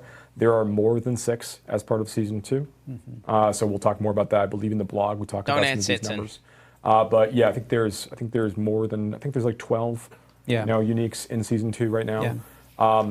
We'll be continuing to evaluate these counts as we go, but now that there's ways for players to farm these things, we're excited about trying to find more opportunities to inject some of them. But we also want to continue to add new legendary aspects as well, and more ways for you to kind of like create that build and kind of earn it more, before you hit like World Tier 3, right? Yeah, and in general, season 2 is represented. Like, we think that there should be more in a season, and season 2 is representative of that direction. Yeah. Question from Fletchy. Good name, not biased at all. How is Duriel going to compare to Echo of Lilith regarding difficulty? Yeah, that's a really good question, actually. So Echo of Lilith is our pinnacle challenge boss. She is very, very difficult. And we've made some adjustments to her to make her a little bit easier for players of different builds to take down, which I think you've seen some of those changes. Just fix the telegraphs season 1. so they actually match what's happening on the screen. Season 2, Duriel is designed not to be at that same level of difficulty. He is a little bit easier because you can use all the materials to go and fight Duriel, and you could fail. Right, so like we want to make sure that if you have gotten your build together and you know the fight really well and you've got the proper amount of poison resist, which I recommend, that's going to make it a little bit easier to engage with overall versus the hard mechanical challenge that Lilith poses kind of separately. So Duriel is going to be less difficult overall to overcome than Uber Lilith in this way. I'm going to try to combine 2 questions into one here because I think they're pretty similar in terms of, or at least we can talk about them both together. Team Loose Leaf asks, will the 5 new bosses you target farm be a permanent addition after season 2? Don't answer that yet. Yes. Oh, you already did. But we can go. So I already answered that, Thanks, Joe. You have to say it before. I did. I was saying I was going to combine talk and then now I can't even find the other question, but it was related to. Oh, here it is. Fat Teppy says, "Do you guys have any plans for Eternal Realm content, something permanent that isn't just seasonal?" Which I do want to note because Joe just mentioned. Yes, the boss ladder items that we were just talking about will be going beyond Fuck the season Eternal 2, Realms. and then they also will be part of the Eternal Eternal bozos, Realm Day dude. 1 Yes. with season 2. Fucking so Eternal bozos. even Eternal Realm characters will be able to partake in farming those specific bosses. And items, yeah. And items themselves. So. And yeah, the other side of that is just so yeah, we're going to be adding more content to the Eternal Realm beyond just these bosses. Yeah. Yeah. You know, when we talk about like when we showed the chart of the content types before, and, oh wow, it's already ready, already prompted. When we showed these things out before, once again, as a reminder, we do see that there's a lot of space in here for players in Eternal Realm and in Seasons to go and engage with different kinds of content at different points in progression. So we are excited about trying to provide more of those opportunities as we kind of continue on in development for Diablo 4. Mm-hmm. It's part of making the game better. It's making sure that it's more fun at those stages, particularly World Tiers 3 and especially World Tier 4. Yeah. Question from Ice Gammon. Have you guys given thought to being able to craft specific nightmare dungeon keys rather than crafting over and over to get a specific dungeon? Yes. We are still kind of talking about how we want players to engage in Nightmare Dungeons and what makes it most fun for them. So we're in constant conversations, and we're looking at gameplay and analytics and also just general player feedback. And we're taking all of these things into account. So it is one of the things that we're thinking about. All right. Question from Digital Wizard 91 regarding endgame boss mechanics. Is there any visual improvements to the readability of their attacks? Yeah, like fucking Lilith. Compared to like Lilith. other bosses or other encounters that we've had. Holy shit. Yes, there have been. Yeah, I think. Yes. Okay. What? You'll. I know we showed like really brief. We showed some of the stuff on traps, Yeah. right? But there are other visual improvements. Yeah, and like we even showed like even like the boss like quick little intros as they're kind of coming in. Right. Yeah. But like you can, at least with Gregor, like you can kind of see some of his mechanics that are in play there regarding the tiles, and you can clearly see where they're going to be hitting when encountering this specific boss. So yeah, there are some changes for sure on that. What about Lilith though? BR Bulbul.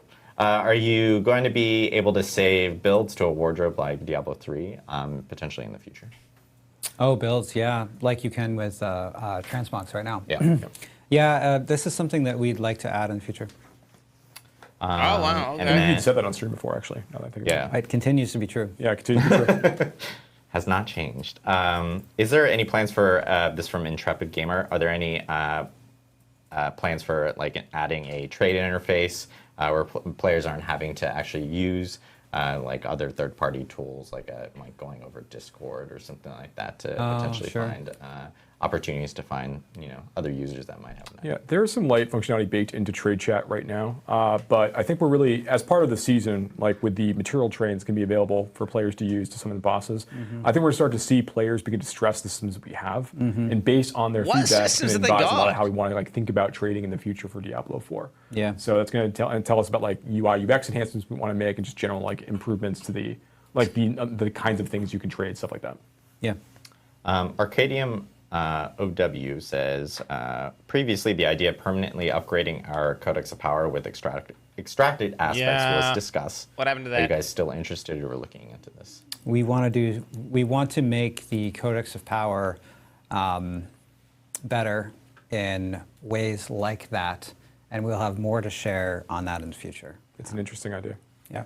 And I know there's a lot of people chiming in specifically in chat about like things like leaderboards, which we've already talked about. That is actually a Coming in season 3. Yeah. Season 3 feature. Yep. So leaderboards are most definitely coming, and those will be available in Season 3. Pugina TV says, do I need to buy the game again in Steam, or is there any source use of it in Steam if I bought it before? You don't need to buy the game again on Steam. It's your choice. If you prefer to play on Steam, you can. Or sorry, let me clarify. You do need to buy the game again on Steam if you want to play it on Steam. But if you already have the game, of course, you have the option of playing it on. So we gotta get the code and put it in there. Specifically from that front. Why can't we There's get the some code and people put it that in there? Prefer to purchase games on Steam and have it available there. You buy it again if you so want, guys. they have that option now, starting Fuck. with I wanna Season play 2 on Steam. I don't wanna October use the 17th, battle when the dog game becomes shit available launcher, on bro. Steam. So. I want to play on Steam. Trying to think here. I've now lost track of where I was. Well, I'm about because to I was add going it. down He the says list. you can't. Legless Puppy again has another question. Oh. Diablo, or at Diablo, is there any changes planned for Glyph experience cap, removing or increasing the level cap on Glyphs? Will give us more reasons to run Nightmare Dungeons on repeat. Yeah, I kind of answered this a little bit before. So we are looking at ways to make sure that players feel like they've got good progression opportunities once they reach like level 100. They've capped out some of these sorts of systems. The exact contents of that, or like exactly what we're going to do, we're not ready to talk about just today. Yeah. But we are definitely aware of the interest in that particular solution, for example. Why Yeah, are they I mean, we asking talked about a lot stashes, about bro? the changes in Season 2 that relate to leveling up to 100. What is And chat asking? a natural consequence of this is that more players are going to reach 100. Yep. And that means they need content to do. And that's something that we're spending a lot of time thinking about right now. VZAT says, can Duriel drop 920 item power rare items or just Uber uniques? No, the items that drop from Uber Duriel at that stage are not going to always be, like the rare items won't always be 920 eye power. They're going to follow the same range as if it's a level 100 monster. So there's still a 75 eye power swing on the rare item drops from Uber Duriel, or the Duriel, the King of Maggots, right? So that's really more the focus there. The unique items obviously will have a much tighter range than the 75 eye power swing of rare items, but the Uber uniques will always be at 920. But rare items, no, they will still have they'll still have a range. If you want to get a tighter range on rare items, then you can maybe potentially think about going and hitting Nightmare Dungeons of a higher eye power range, or a higher level range, because then you're going to start having the eye power min of the rare range start to go higher and higher with every new monster level that you fight. A lot of questions about loot filters. Don't know if there's any plans or discussion. I don't think they need them anymore with the loot new filters changes that you guys want to talk about. I'll just acknowledge that being able to filter your loot is part of ARPG that many players enjoy, and we have heard that feedback, and it's something that we're exploring right now. Exploring. And then, let's see, there is a question from Misfit Dio, which is, will Nightmare Sigils rotate within the season, or will it be the same dungeons for the whole season? It's going to remain the same set of dungeons for the season in the current format. We can talk about what rotating them more frequently would feel like. It would mean invalidating keys after a period of time, or having a smaller selection of dungeons overall that rotates more regularly. But right now, we've really focused on making sure that we've got the set of like 25 really exciting Nightmare Dungeons to engage with the season. I mean, the number sounds way better though. And we'll do one more question here, which is actually, you know what? I know it's a question that a lot of people are talking about, which is stash tabs. Oh, here we go. And because obviously we have changes here for Season 2 that address a lot of inventory related concerns. Are there any plans for additional stash tabs in the future, or anything to discuss today? I don't have any announcements on additional stash tabs, but what I can say is that we recognize that there continues to be a need, and that there will continue to be a need for more improvements to being able to store items. It's an RPG, players want to store a lot of items, and we're going to continue to make improvements in this area. You've seen some of them here today in Season 2, and we're going to continue to work on this. Awesome. So took a bunch of questions here, and we went through all the Season 2, Season of Blood changes, or new Season of Blood mechanics that are going to be coming for players on October 17th. Again, Season 1, which is Season of the Malignant, actually ends on October 17th, and Season 2 starts also on October 17th. All the dates and times are actually going to be listed on a blog that will be live immediately after this live stream. I will note that the plan is for Season 2 to actually start at 10 a.m. Pacific on the 17th. When is that? You guys want to pre-plan schedules or anything like that?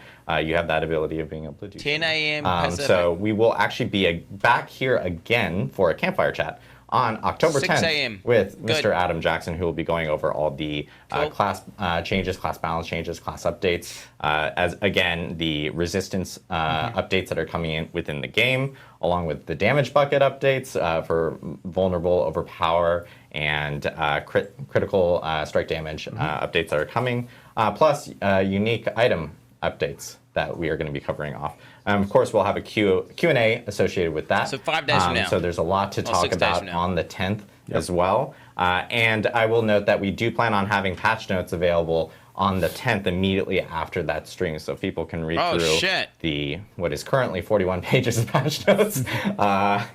41 pages of patch to kind of notes. sort through and read through all the changes that will be coming within the game. But yeah, thank you guys for joining us. Again, Season 2 is October 17th, and again, Diablo 4 will now be available on Steam. You can wishlist that now, and it will be available with Season 2 when it arrives. So we have a lot to talk about on the 10th, and to talk about 121 on the 10th as well. right. Sorry, forgot about that. Our future plans with Season 2, and of course, more to talk at BlizzCon. So thank you guys again from the whole Diablo 4 team here at Blizzard. Appreciate you guys joining in, and we'll see you next week for the October 10th stream. Thank you for playing. Yep. Thanks. I mean, there it is, dude. That was kind of, I mean, I would say that was overall W. Let's see it. What are they saying? W. Yeah, overall pretty W. W. W. I'm gonna put a W in the chat. I can't type for another 2 minutes. That was the W. Nah. It don't matter how you put it there, chat. That was a W. That was a W. I mean, you gotta understand, my expectations were low. Okay, my expectations were low. Okay, look at what all my, normally I write down some notes and it's like 2 lines. Look at this. There we go. Look at all this. Bro, look at this, bro. Look at this. Look at the amount of shit I wrote down. I mean, holy fuck. What the fuck? Because he is God Game.